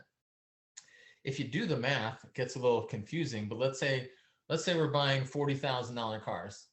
So I get a $20,000 write-off every year because every year I'm trading a car in. So if I'm at a 25% tax bracket, I just save myself $10,000, right? It's a $10,000 write-off. If I'm making a car payment, buy that out, that works out to be $850 a month that I saved off my taxes. That $10,000 is $850 a month. Well, if I have two car payments, let's say both car payments are $850 a month. I'm actually only, if you think about it, paying for one car at any given time because the tax write-off covers the other car. Yeah. I'm getting two cars for $850 a month, not one car for $850 a month, as long as I put it in my company name and it weighs over 6,000 pounds. So that was advice from my accountant. And I'm like, so how do I know if the car is over? I mean, I got to check and make sure it's over 6,000 pounds. He goes, you really think that if it says it's an SUV or a truck, the IRS is going to check? Just buy an SUV or a truck. We're going to say it's over 6,000 pounds and we're going to take the deduction. See, that's why I like my accountant so much. Nice. So, but a lot of people take the mileage. So you get 53 cents a mile. You can write it off as long as you have it. But Yeah. I mean, which is great. So 20,000 miles a year, 50 cents a mile, you're getting a $10,000 deduction, 25%, you're saving $2,500 a year. That's great, but I'm saving 10,000. Yeah. And I have a new car every other year. So it's like, okay, this is really cool. Well, I've never figured this out. This is my accountant saying, this is how the tax law works. This is why every other year you need to buy a car. So my wife, a lot of properties, real estate, her license plate says a lot. And mine used to be under Jacob's Real Estate that I just couldn't do it. I ran out and bought the Tesla. And you say it's worth it though, right? Oh, wait till you see this car. Oh my Oh, God. I want to see it. How much was it? It's used car, 33,000 miles on it. It cost me 43 grand. Okay. Which might seem like a lot of money. So okay, this is kind of getting off track. So my car payment went from my Grand Cherokee at $670 a month to my Tesla at $740 a month, right? Yeah. But I was putting $100 a week of gas into my Cherokee. That's $400 a month that I'm not paying anymore. So really my payment just went from $770 to $370. Right? Yeah. Because no gas. And what I didn't think about, no tune-ups, no antifreeze, no oil, no transmission fluid, no brake pads. It's like, damn. So You're saving a lot of money right there. I'm a big fan of electric cars now. Other than that, you can't go very far. You got to plug in. Yeah. Does that have like the autopilot feature on there too? I won't try it. You don't want to try it? No. Or the summons feature, which I think is one of the coolest things. I won't try that either. With all those stupid like TikTok and Instagram things where there's one where the guy summons his car and it in a airport and it drives through a private plane, like just a private plane. The car didn't recognize airplanes. It just drove into it. I'm like, okay, no, not for me. Sami, go ahead with your question. So the only way you're able to write off this car is that it's over 6,000. But do you also have to trade in your first car so you can get another car, or else you get audited? Is that what you're trying to say? What do you mean your first car? Like the well, you had? Yeah, you said before that you trade in what you had. What was your first car? Like a Cherokee? Is that what you said? So we're not talking about the Tesla right now. We're talking about the 6,000 pound cars, right? So So Sami, Gil, he bought he bought the Tesla because that's his personal, right? That wasn't for Mhm. his business. But Yeah, not for- he's saying for a 6,000 pound vehicle, right? You can trade it in, get 50% basically deducted Yeah. from your taxes. And and you keep doing that he did it every 2 years, I'm guessing, Gil. Well, my wife was year 1, I was year 2. She was year 3, I was year 4. So every year we're trading in a car. Yeah. So every year we're getting a 50% tax write-off on cars. They just have to be in your company's name. That's all. And these are the same companies or two separate companies? Well, you just have to really be able to justify having 2 business cars. So if you had like my wife and I own the real estate company, so we could have 2 companies, 2 cars in the same name, but I have a real estate company. Well, I have 2 real estate companies and a few others in my flip company, so I could write off 3 or 4 cars and I'd still be in guidelines. So I know, Gil, there's like these like electric, they're making like electric like trucks and all that stuff. yeah, So I guess in the future, you could possibly write them off too. yeah. So The Tesla Cybertruck's not coming out till 2024, and you can't get one before 2027 right now. yeah, I'm not holding my breath. it's all good. And in your opinion, right? What do you think the most important like personality or trait or someone's strength that you should have in like the industry of like entrepreneurship? Okay. This is going to sound, well, maybe not a little stupid, but I would even tell you the most important personality trait coming out of college and or entrepreneurship or anything else for business. You need to be likable and friendly. The number of people that come out of college or try to start their own business that aren't those 2 things, you're going to fail. We all know successful people. It's like, he's not that smart. I mean, he's not that great. He doesn't work that hard. But then you meet him and it's like, boy, I really like that guy. Yeah. Right? It's like, guess what? You went to college. He's just a nice guy. And that's why he's getting ahead. Like, how irritating is that? But the truth comes down to is like, everybody likes you and you're nice to everybody. You're going to be successful as long as you also work hard. But if you're not a nice person and you're not friendly to people, you're just 99% of the time you're not going to make it. And I True. wish I would say I was not friendly or likable for many, many, many, many years. So And I can absolutely vouch for it. and if you want to spit out some like what are your like tips on like being like, I guess, a genuine nice individual other than like shaking hands, patting them on the back, of course. Not be jealous what other people have. Yeah, Really that's big one. that's a good one right there.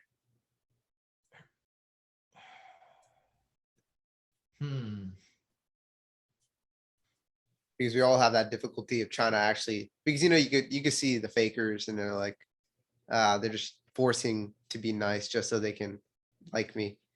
Yeah. Well, how about like somebody gets something? It's like, are you really happy for them that they got something? They went out and bought. It doesn't even matter what it is. And it's like, I'm really happy for you. I'm really glad that you're doing okay. Yeah. Instead of like, down deep, they're going, I wish I could have had that. And I wish that was mine. And it's like, so yeah, What it's really just. what And changed for you? Like you said, you back then you were very like uh opposite of what you are now. because okay. I had a boss sit me down and tell me I didn't get a specific promotion. He goes, Gil, this is not a competition. And I said, everything in the world is a competition. And while I still believe it, it doesn't mean I gotta like, I'm always competing against individuals. Like they can be successful, like they're not mutually exclusive. My success and everybody else's success, they don't have to fail for me to win. And that's sometimes tough to get your head around. So I was always like in a job, I was always like, okay, here's my peers. I have to beat all of them. Yeah. Which means I'm competing with them, which means I'm doing everything I can to get past them. And that's not being friendly or nice or anything else. I'm out to kick their ass. So it's not ideal. If you're just kind of let me focus on me and I'll get ahead and be friendly, then that would be much better. So Yeah, that's and by good. the way, that company went out of business because they should have given me that job. But Oh, hey, it's karma for them. I guess. Hey, Sami, go ahead with your question.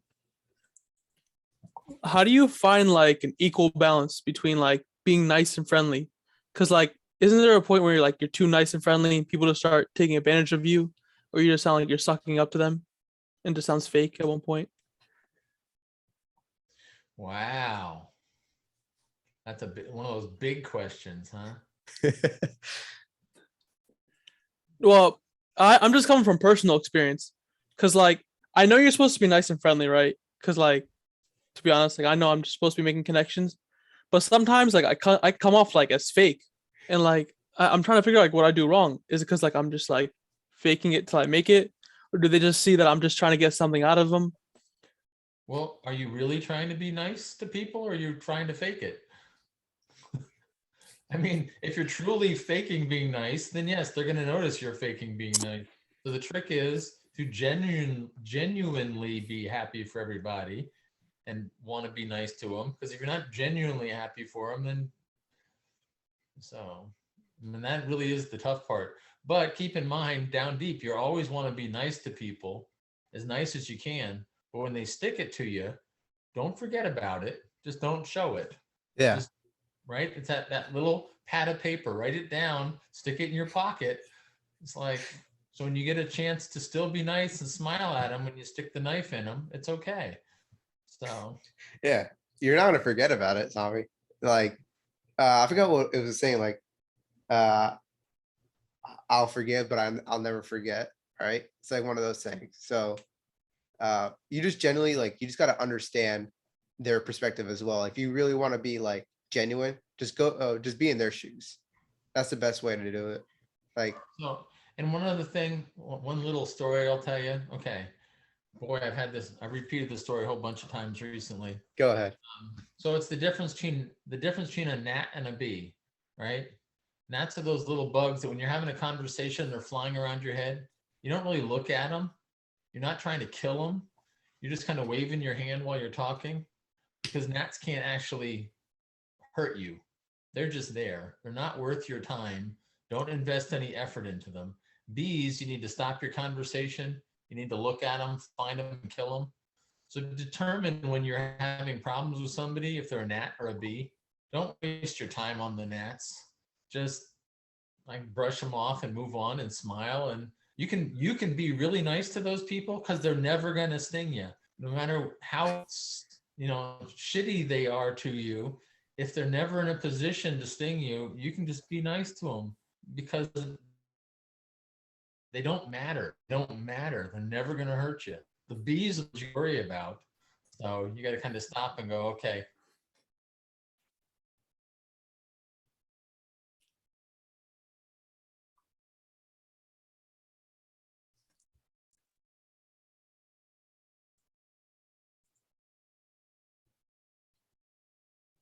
Gil, are you there? You kind of cut out right there.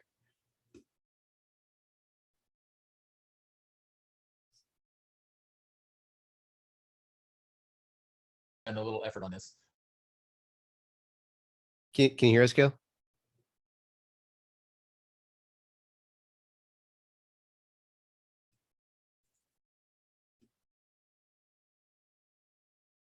Hello, Gil. He muted his mic. Got it.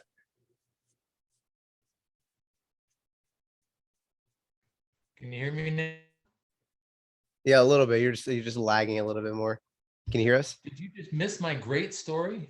No, we heard the part up Oh, to the good. up to Okay. up That's to my the favorite story. up to the B. Can you yeah the B part? But can you go after that? You were just lagging and we were like, oh, where's he going? Oh no, I'm just saying is you don't have to worry about the gnats. No matter Yeah, how mean they are to you, they're you just gotta never worry gonna about the hurt you. bees. Just the bees you got to stop, take a look at, deal with them. Those are the people you got to worry about. Yeah. And are you on a time crunch right now, Gil? Or do you, I have more. No, Okay. no. All right. We keep going then. Uh, wait, Go can I ahead. ask one more thing? Yeah, go ahead. So you said between gnats and bees, right? How, for example, what would you describe as someone as a gnat versus someone as a bee? Is it just like a physical thing or just like a what they say to you? Physical thing. Like if they're like 6'8" and like 280 pounds of muscle, you know what I'm trying to say? No, think about the power they wield or don't wield, or it's not a physical thing. It's like if this person, you don't work for them, they're just being mean to you at work, but they're peers. Who cares? Yeah. Right? They're never gonna. They're not like they're your boss, right? So Your boss would probably be the bee. you're getting out of high school. I trust if you sat down with a piece of paper, you could name the gnats. It's like Yeah. that person that wants to pick on you, and you're bothered by them and you don't like them and you think about them. Like, why are you thinking about them? They're not your teacher. They're not going to be your boss. They don't have any control over you. Just ignore them. I mean, they're inconsequential. So, and work is the same way. There's an awful lot of those people around. And Gil, so do you guys have any other questions before I move on to more of the real estate stuff? Devin, Sami? Oh no, Okay. I'm good, man. Okay. That was good. Devin's good. Yeah. All right. So Gil, so what would you say okay, I hear this a lot, right? Yeah, I'll see it on TikTok or whatever. Whenever I do have the time to hop on TikTok, like I'll see a lot of people saying, I can't buy a lot of comedians, they say this, like, I can't buy a house anywhere, right? Because their grandfather or something says that they bought a house for a couple of raisins, right? And now it seems like the house prices are like over the roof, right? For a regular investor or anybody that's trying to buy a house, like, what would you say to those that are like, that complain about the house market? Buying a personal house or Or buying buying a real estate? Let's go like, just like investment property. Okay. Well, actually, first thing I'm going to tell you about is personal property. Yeah. It's like for you in the Army, it's easier, right? Yeah. Get the VA loan. It's a lock. You can buy a house. For almost every state out there, there's some kind of, especially in the first half of the year, there's a first time home buyers opportunity that the state gives you your down payment on the house. So if you have decent credit and you make even a reasonable amount of money, the state gives you the down payment as long as you stay in the house the number of years. Like North Carolina, I think it's 5 years. You stay in that house for 5 years, they're going to give you the down payment for the house. So you can get into a house with no money down. VA loan, you can get into a house with almost no money down. USDA loan, so you can't live in a city. USDA loan, you can almost get into it for no money down. It's like, so, but people don't, the reason people don't own houses, they don't think they can have a house because somebody told them, like you're saying, grandpa or dad said, oh, I can never afford to be in a house. It's like, you just haven't figured it out. One of the worst things is people coming out of high school and college and they're like, I want this and I want this. So I got a credit card. So now you got a credit card and you got a high balance and you just blew up your credit. So your credit score from high school is like just a critical number. So, I mean, if you have an 800 credit score, I mean, it's like, you want a house? Get a house. You want to start a business? Start a business. I mean, it opens up so many doors. But what happens to a lot of younger people is they start running up the credit cards because they want the clothes and then they get the car loan. And now all of a sudden they're in debt and debt and debt and their credit score goes down.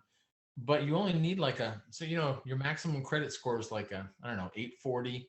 But you only need right now like a 640, 620 to buy a house. Yeah. That means you dropped 25% of your maximum credit score. So as long as for your personal house, you can get a house. You just need good credit. Just don't run up debt. And like we should have to tell people don't spend more than you make. I mean, that should be obvious, but it's just not. Investment houses are a little bit tougher, especially when you're young, but man, you just have to have the nerve to do it. Yeah. Because there's hard money loans out there, right? Hard money is we're going to lend you this money, but we're going to charge you 10%. But if you don't pay us back in the next, year, then we get the house and the money and the down payment. And it's like, okay, so how can I do this? It's like,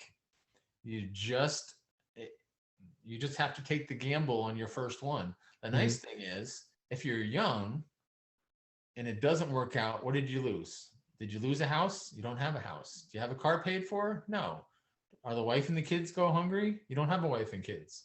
So if you're going to take a gamble, now's a really good time to do it. But it's one of those things. I tell people the only way birds know how they fly, they get to the edge of the nest and they step off. Yeah. So if you're going to try and do something like this to get into real estate, it's like, okay, I'm ready for this. I'm going to do this. Let me talk to people, line up the numbers, and just jump in. The nice thing is, if you don't have a lot of things you can lose and you're young, now's a great time to get into it. Good. Yeah. For me, especially when I started when I was like 18, it was difficult because I'm like, okay, I'm listening to Bigger Pockets. I'm reading all the books, right? I need to take action. So I'm like, okay, let me just gather some money, let me do seller finance, right? See how that works because don't got any money right now. And I just called a bunch of people. Of course, they said fuck off many times, right? And I'm like, okay, got to keep trying. And then at 1 out of 100 people are gonna probably say yes. So I'm like, okay, got to one. They really didn't care as much. They just want to get out of there. I'm like, okay, I'll just rent it out, Airbnb it, see how much I'll make out of it. And it's still profitable till this day. And I'm like, okay. And you just need, I swear, once you buy your first property or something, it just gets easier after that. It's like that mental thing. I know a lot of people, they get happy whenever they buy their first property. Have Go you ahead. done a subject to? Me, a subject to? Not really. I haven't done a subject to. I have not either. They scare the hell out of me. And the reason is I have a lot to lose. Yeah, I don't want it. I don't want 10 mortgages. Why would I want to carry 10 mortgages? If I was 21, so a subject to is the other person has their mortgage. They want to get out from under their mortgage. They're like $5,000 behind in the mortgage payments. You come up with $5,000, you pay the $5,000, you take over their mortgage. Well, why would you want to do that? Well, the mortgage is $400 a month, but the place rents for $900 a month. So you paid $5,000, but you're making $500 a month, and you're getting the mortgage interest rate write-off, and eventually you're going to own the house. So stuff like that is just amazing. Or you buy the house for the $5,000 down, you fix it up, you flip it, you resell it, you pay the mortgage off, and you put $20,000 in your pocket. of course. And it'll cost you $5,000 to get into it. So when I flip a house, I buy the house cash. I don't buy it on a mortgage, so I have to come up with the 40 or 50 or 100 or $200,000. But subject to, all you're really doing is paying off what they owe and give them a little bit of pocket money to get out of the house. So if I was young and willing to take that chance to get into it, I think that'd be a great way to do it. Of course. So, And that's a good idea right there. Like whenever I think of subject to, I think of like, dang it. I didn't think of like that. Like I know I went to some of the meetings, but you actually explained it way better, Gil, about like, yeah, you just take over the mortgage and then it is transferred a deed towards you. And then, yeah, you'll do whatever you want to make a long term, a short term, or you just want to flip it is all up to you. Sami, go ahead with your question. So when you're looking for properties, like what are you looking for? Because you're saying you're buying these houses, and like depending on how the property is, you'll either get a subject to or not. You Okay. you prefer not to. Gil doesn't buy subject to. He I just don't Yeah. buy subject to, I just flip houses. So how do I flip houses? Okay, so first of all, I can walk through a house and figure out what it's going to cost me to repair because I've been doing it for such a long time. But I mean, you walk through and say, okay, there's 5 broken doors, and you go to Lowe's website, and it's like a door with a door frame is $130. All right, so you watch a guy put it in. It should take a guy an hour to put it in. Well, what am I paying him? I'm paying him $25 an hour. So it's $164 to put in a door. I'm going to put in 5. Okay.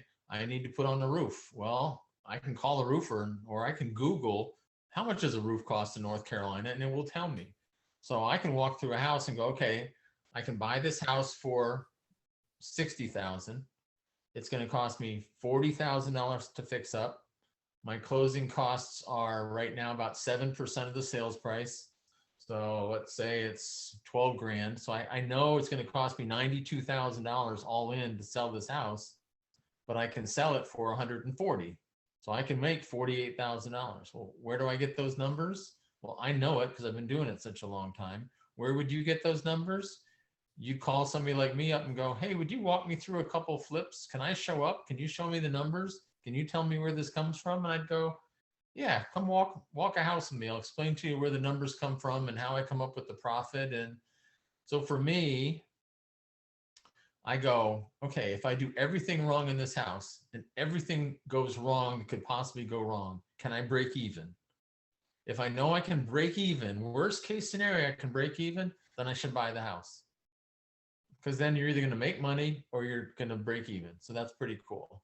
So for me, I know roughly the day I walk through a house if I'm going to make money or not. And like I said, I have enough cash investors. I'm like, my biggest thing is, okay, I need the money from this house to sell to buy the next house, but I'm already under contract for the next house. So you're juggling numbers. So like when I first started in retail or real estate, the first time I wrote a check for $10,000, it was frightening. And then the first time I wrote a check for $50,000, it was frightening. But you should see me write a check for like $400,000. It's still frightening. At a certain point, it's just like, it's just numbers. I mean, and you just kind of grow along with it. But you just have to learn those statistics and where you're going to make money and lose money. But there's always somebody out there to teach you. So there is. So if anybody said, hey, can I come to your office tomorrow and you show me how this works? I'm like, yeah, we'll sit down. We'll put it on paper. You'll come to my house. You'll come to my next flip house. I'll show you where the numbers are from.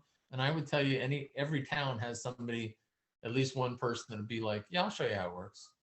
Just because it's cool. You just got to know your numbers, Sami, whenever you walk through these properties.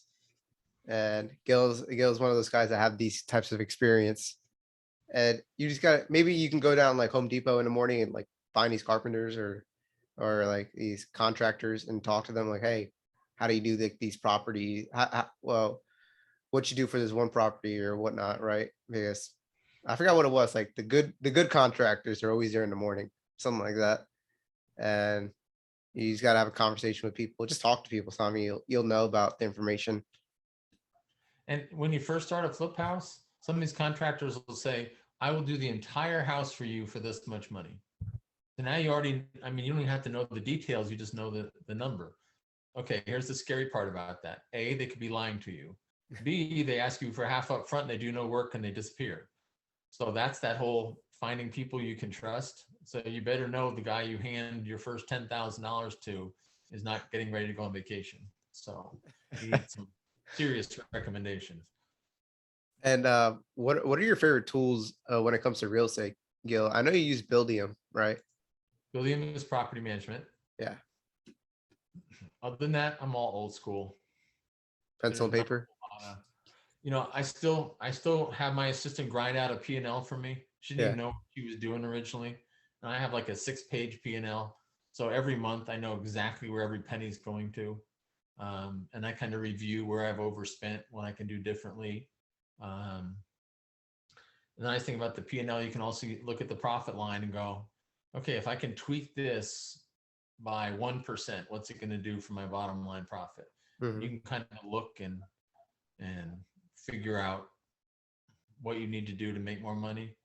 And surprisingly, man, the fact that I got to tell young people to Google stuff just freaks me out. I'm not talking about you guys in particular, but it's like, you know, how do I figure this out? It's like, go to Google and ask it. It will tell you. I'm like, really? I'm like, seriously, we're having this conversation that you need to Google it. Yes. Just, I mean, because somewhere, somehow, whether it's a TED Talk or something, somebody's going to explain it to you. So figuring out, I had a landscaper and he was not making any money working for me. And I'm like, I know you're not making any money. He goes, well, yeah, I'm getting by. I'm like, what's your markup? And he goes, what does markup mean? I'm like, oh my God, we're in a lot of trouble here.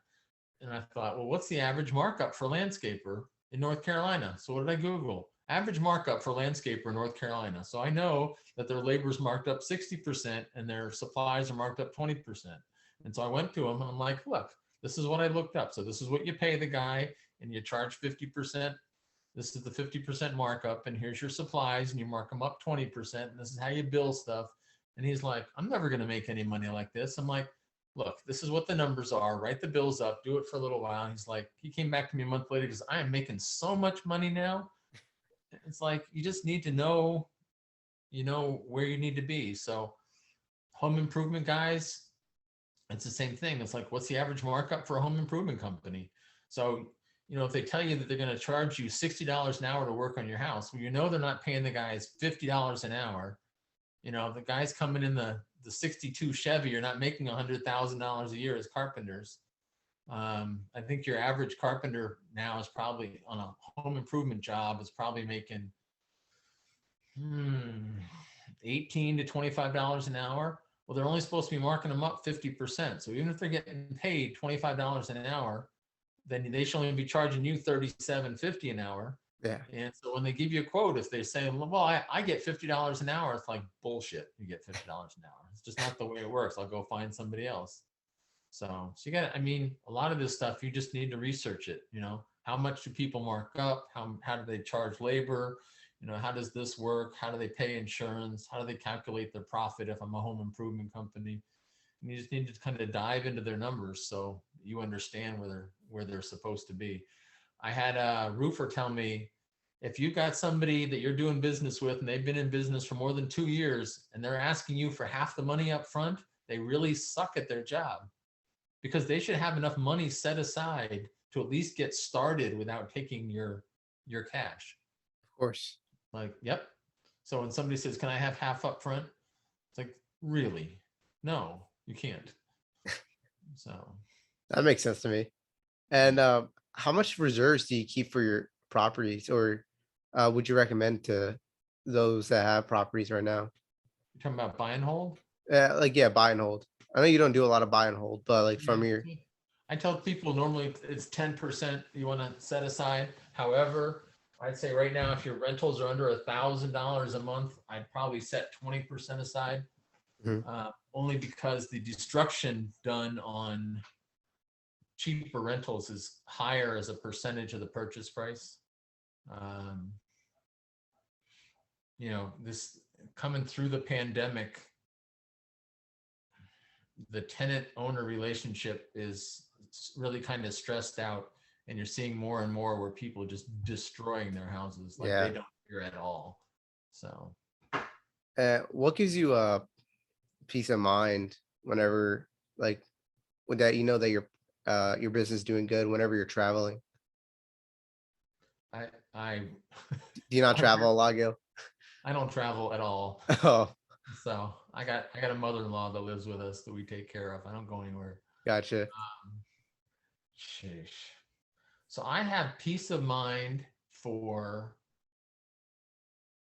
probably one day a month when I look at my P&L and I know where things stand.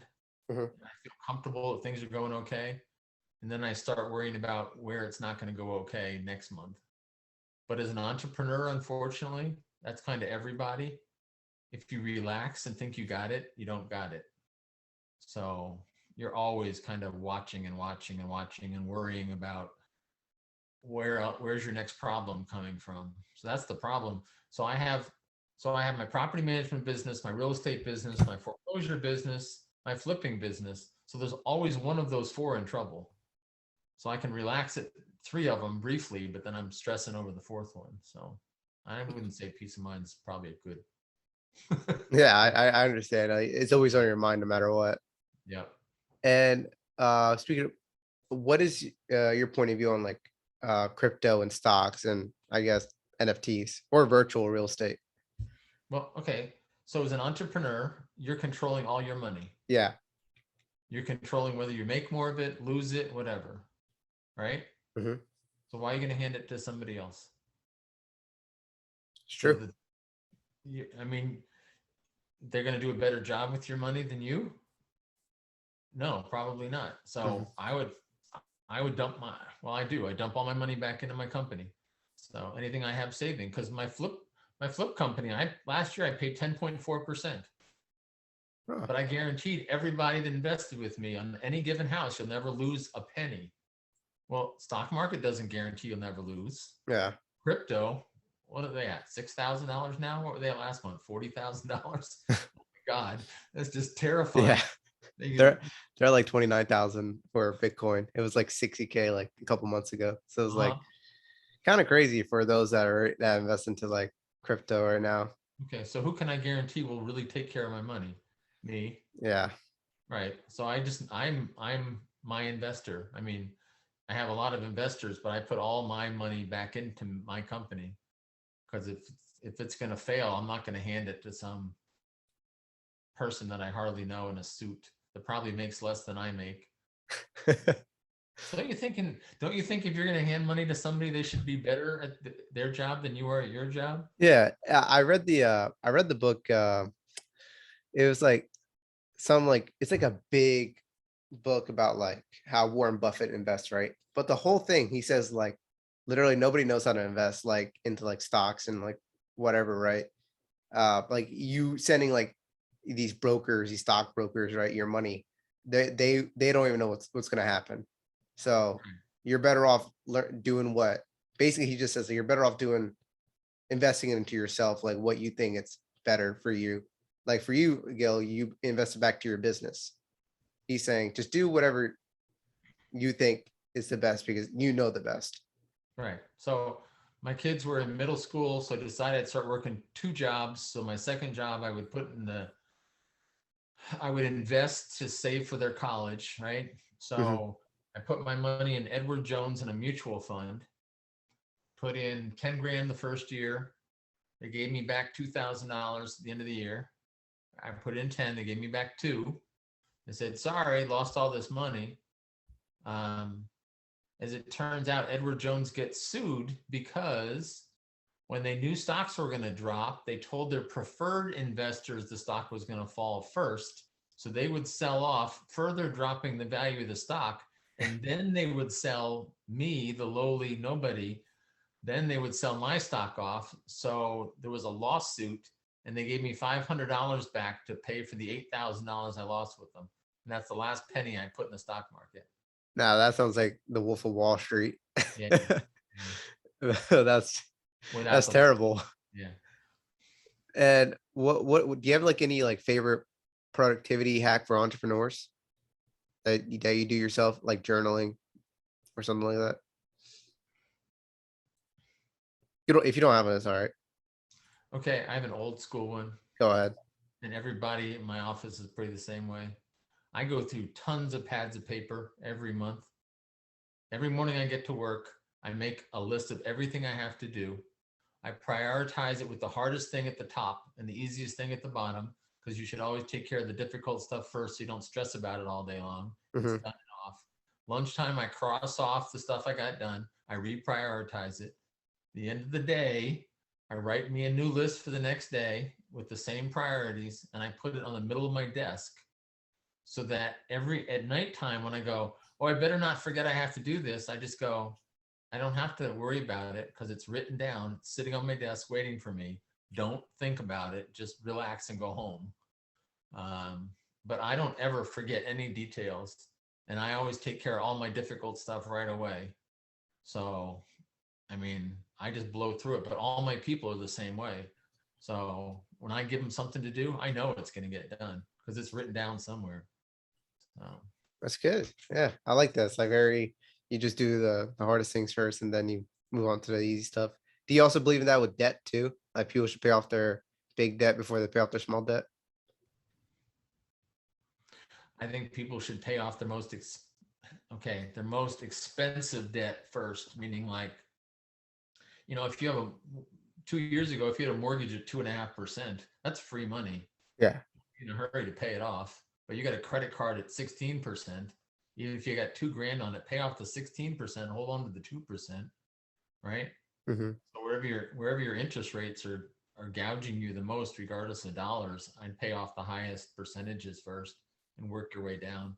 If I had a mortgage right now at 2%, boy, I'd be taking out I would remortgage my house and go and spend it. Well, think about it. If you could borrow $500,000 at 2% and go invest it in real estate and make 10%, why wouldn't you do that? You just cleared 7.5% a year. Nice. Yeah.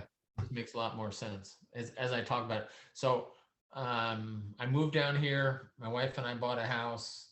I took out a home equity line at 5%. I took my home equity line. I started my flipping business.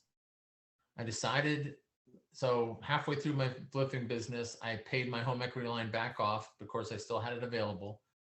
I took my home equity line. That's what bought my real estate company. I paid my home equity line off now. So I have another idea for another real estate endeavor. That's that home equity line. But all you're doing is taking the money where you have equity at a low interest rate and using that to take your business and make you more money. So, my 5% home equity line is what I use to make 10% a year in my flipping. And I probably make, oh my God, I don't know, 50, 75% on my real estate side with 5% investment. Uh-huh. So yeah, using the equity in your home at that low interest rate to fund everything else is a great way to go. So you prefer a HELOC over refinancing? Keep in mind my age. Yeah. Yes, I'm 63. Let me have a 30-year mortgage. Like, okay, it's probably not ever going to get paid off. So that's why I do it. So same reason I started to flip instead of buy and hold. Buy and hold is great because you're going to have a mortgage on it. In 20 years, it'll be paid off. And now you're just bringing in that rent with no mortgage, right? Mhm. That's great when you're 20 years old. So when you're 40, you have a retirement plan. Well, I got into this in my 50s. So having a mortgage doesn't make any sense. True. It makes sense to me to just take the cash out. Yeah. Uh-oh, I'm being invaded here. Yes, I'll be right down. We're about to wrap it up here, Gil. So we have like the ending questions here after. We're gonna go through Sami. Do you have any last questions? Not real estate related, but Okay. I'm applying for an internship right now. Cool. And this guy declined. Okay, so it's like a software company, right? He declined me at first, okay? But listen, I was not taking no for an answer. I have so far been ringing on his doorbell, trying to bring coffee and donuts. He has not responded yet, but he has noticed I have been coming. Do you think I could do something to convince him to want me as an intern? Like, am I doing something wrong here? No, I think that's really, really cool. Now understand that if he doesn't take you as an intern, don't take it as a failure. Take it as he's not good at his job. Because if he's a true entrepreneur and he wants to do well, he should appreciate the fact that somebody's working that hard to get on board with him. So those are the people that you want. I think that's really, really cool. So I wasn't gonna stop until he put a restraining order. Okay? I'm not gonna lie. That was my goal. So I mentioned when we started that I have the HUD foreclosure contract in town. Yeah. Mhm. I applied every month for 24 straight months. It's like a 30-page application. I sent it to them 24 times, and they finally called me and said, "Fine, enough. We're going to sign you up just because we're tired of getting your applications." So, and I probably make 30 grand a year off of them. Well, there you go. It would absolutely just hound them to death. See, oh, okay. They should I'll stop it there. Yeah. Hustle. Thank you. Mhm. Well, it's not like an entrepreneur. Well, technically he is. He's like a CEO of a software company. Okay. Because I'm trying to become like a software engineer. Like that's my main You goal. should be a smart guy. You should understand how to hire people and how to get good people. Hope so. Understand it. Is Don't it- take it personally. It's on him. And Sami, if you really want to get the experience, right, maybe like negotiate like your wage and how long you want to like, what are you trying to, like, what is your goal from that company, right? Like, are you trying to get experience? Maybe a lot of people, they recommend work for free, right?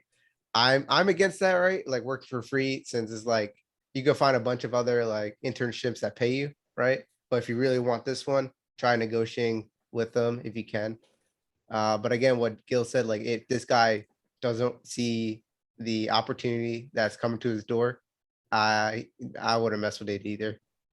Listen, I've never been once denied after all my hard work. I won't stop now, okay? Hey, I like it. Dev, go ahead with your question. Right. So, so what values or principles do you live by on a day-to-day basis? Wow. Couldn't be like simple stuff, huh? You asked one blow me out of the water. Values or principles? Yes. Okay, there's a really poor a term that does not translate well into um, current culture, and it sounds snobby if you don't really understand it. And the term is called noblesse oblige, okay, which is noble obligation, which means if you are nobility, you owe it to people who are not to help them out, right? Well, none of us are nobility, but if you're in a good place, it's your obligation to do what you can to help out people that need help, because you are in the power. You have the power to help them out. It becomes your responsibility to help them out. Um, so that kind of comes down to treating people the right way and helping them if they need help. But if you understand, if you take it as an obligation that you need to help out people that need your help, then I mean, that's absolutely number one. So. All right. Thank you for that. And one more. Do you have basically any books that can help someone become a better negotiator, or Wow. tips or tricks?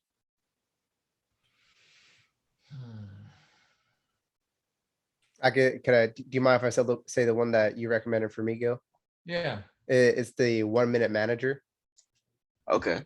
That's one of the good books. I even had Gil sign it. I forced him to sign it. And you read it, right? Yeah. And did I get you to read 1 Minute Salesperson? No, you haven't. Yeah, Okay. I'll read that. And you read the book and it's like so damn simple, that it's like, is this really a benefit? But sometimes this really simple things are really easy to do. It's like the 1 Minute Manager is like, hey, I need you to do this. Here's the time frame. Here's exactly what I need. Here's when I'll be back to check up on you, and off you go. And it's like, well, that was really too simple. What does that do for you? If you're into reading interesting books that are simple to read, that may or may not help you out with business, read a book called The Tao of Pooh. And it's like a Winnie the Pooh book. Seriously. Tao is Tao, Tao, like the religion. And it actually explains that Winnie the Pooh books are to explain to kids how to live their lives. And you look at Eeyore's always complaining about stuff, so he doesn't get ahead. And Owl's always trying to overthink stuff, and that's why he doesn't get ahead. But Winnie the Pooh just kind of goes, it's okay. We're going to be all right. I got this. And it's just trying to teach you to just kind of, deal with adversity, take it easy, just work your way through. But it's a fascinating book, but it reads like Winnie the Pooh. It takes 2 hours to read it, and you go, okay, this is really cool. I understand that, right? You overthink it, not good. I'm depressed about it, not good. I over worry about it, not good. And it's like, yes, this is the kind of person that I need to be. And then as you get older, the coolest thing about the book is when you're reading Winnie the Pooh with your kids, it's like, do you want to be like Eeyore? No. Do you want to be like this guy? No.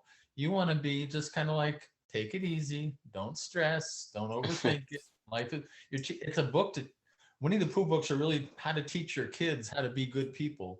And the Tao of Pooh kind of explains the logic of the books. So it's worth reading. It's just kind of like, okay, I know it. I got to kind of chill out about stuff. So, but 1 Minute Manager is really good for you that are really young. I think the What Color is Your Parachute book is interesting.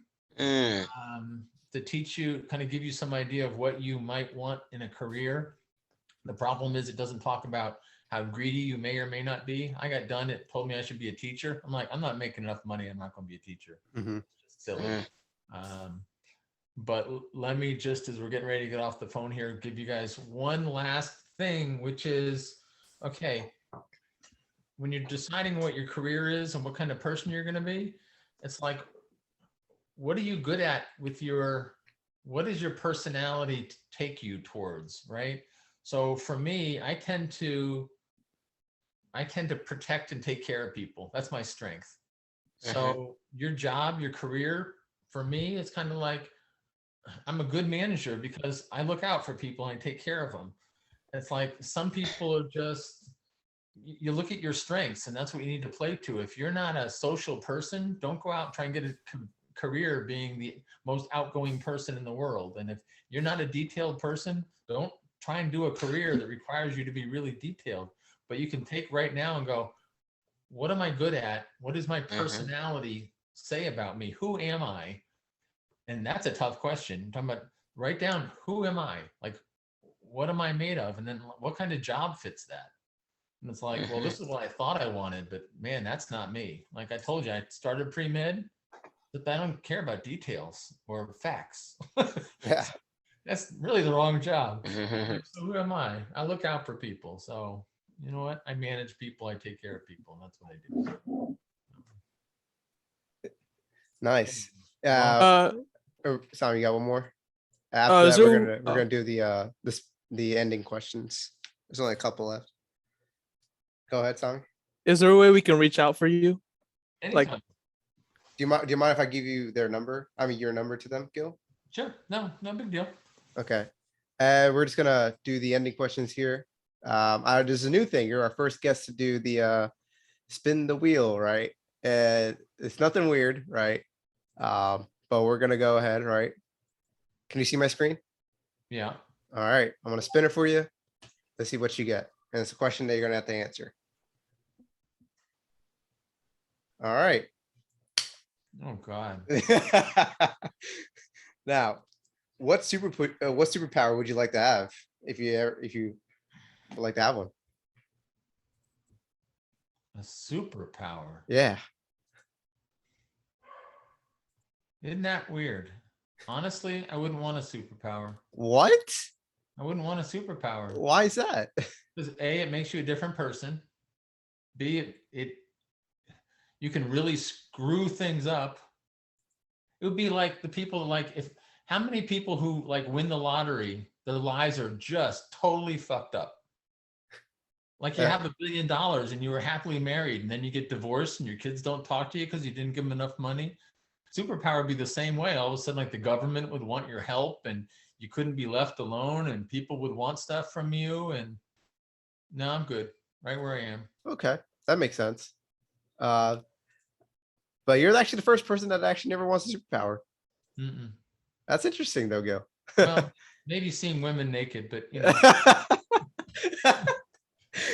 Oh my God. It's a small superpower. It is a small superpower, X-ray.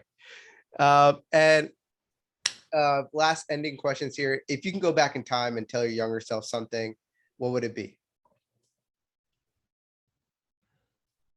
Let's say 18. Wow. But of course, I would know that my younger self would not listen to me, right? True. Because I never listened to anything at that age. So it would have to be to have my plan and stick to it. Like so I was 16 years old. My plan was a tour in the Marines, onto the Peace Corps, then go to college, then get a job. Right? At 16 years old. So how's reality turn out? Alcohol, drugs, women. Alcohol, drugs, women. And then I'm like 30 going, what the hell happened to me? I had the plan. So that's really, I mean, you know where you want to be. It's like the obstacles that get in your way.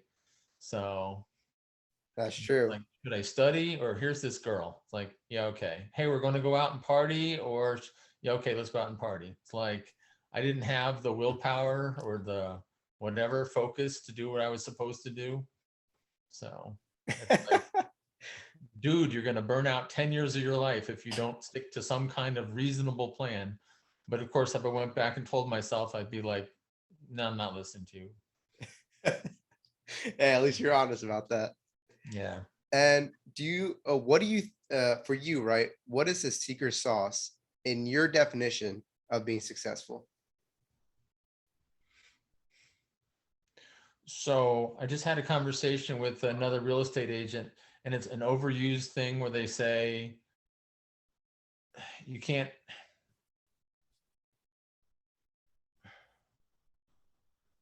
Gee, and here I'm going to screw it all up. The expression is you can't be, if you're in your business, you can't be about your business. What's that expression? You know what I'm talking about. In your business, you can't be out of your business. Say it again. No, it's basically that if you're involved day to day in your business, then you're not thinking about how to improve your business. Right? Yeah. I don't know what the exact expression is, but that's really the thing is if you're involved in the minutia, the daily, day in, day out stuff, Yeah. you're not thinking of, you don't have the time or the mental capacity to think about how to make your business run better. You need to have some time to sit and think and go, what do I need to do to change to continue to grow and be successful? But if you're busy making widgets, right, then you just don't have the time to figure out the big stuff.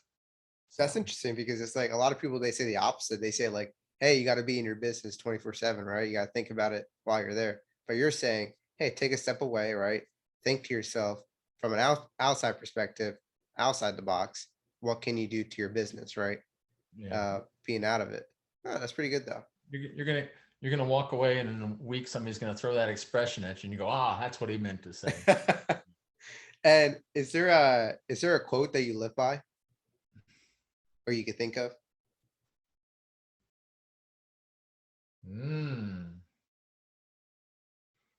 I have two on my bulletin board at the office. Wow. Um, the one quote says,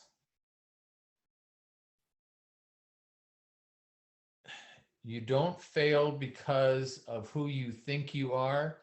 You fail because of who you think you are not."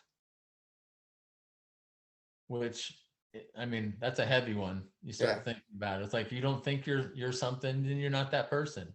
But if you think you can be that person, you can be that person, which is really cool. You're just Another one manifesting. comes from Dave Ramsey that says, every day God feeds the birds, but he doesn't throw the worms into the nest.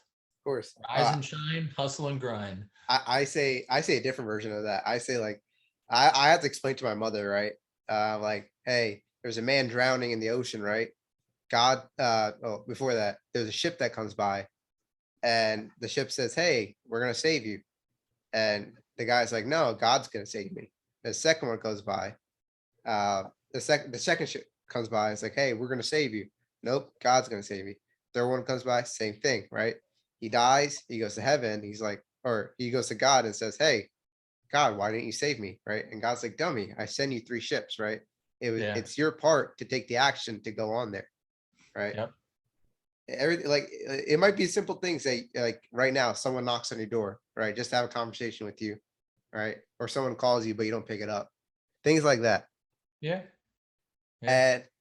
And lastly, last question here, right? Well, second to last. Is there anything that you would like to tell your mother or father? Wow. Damn, these are some heavy duty ones.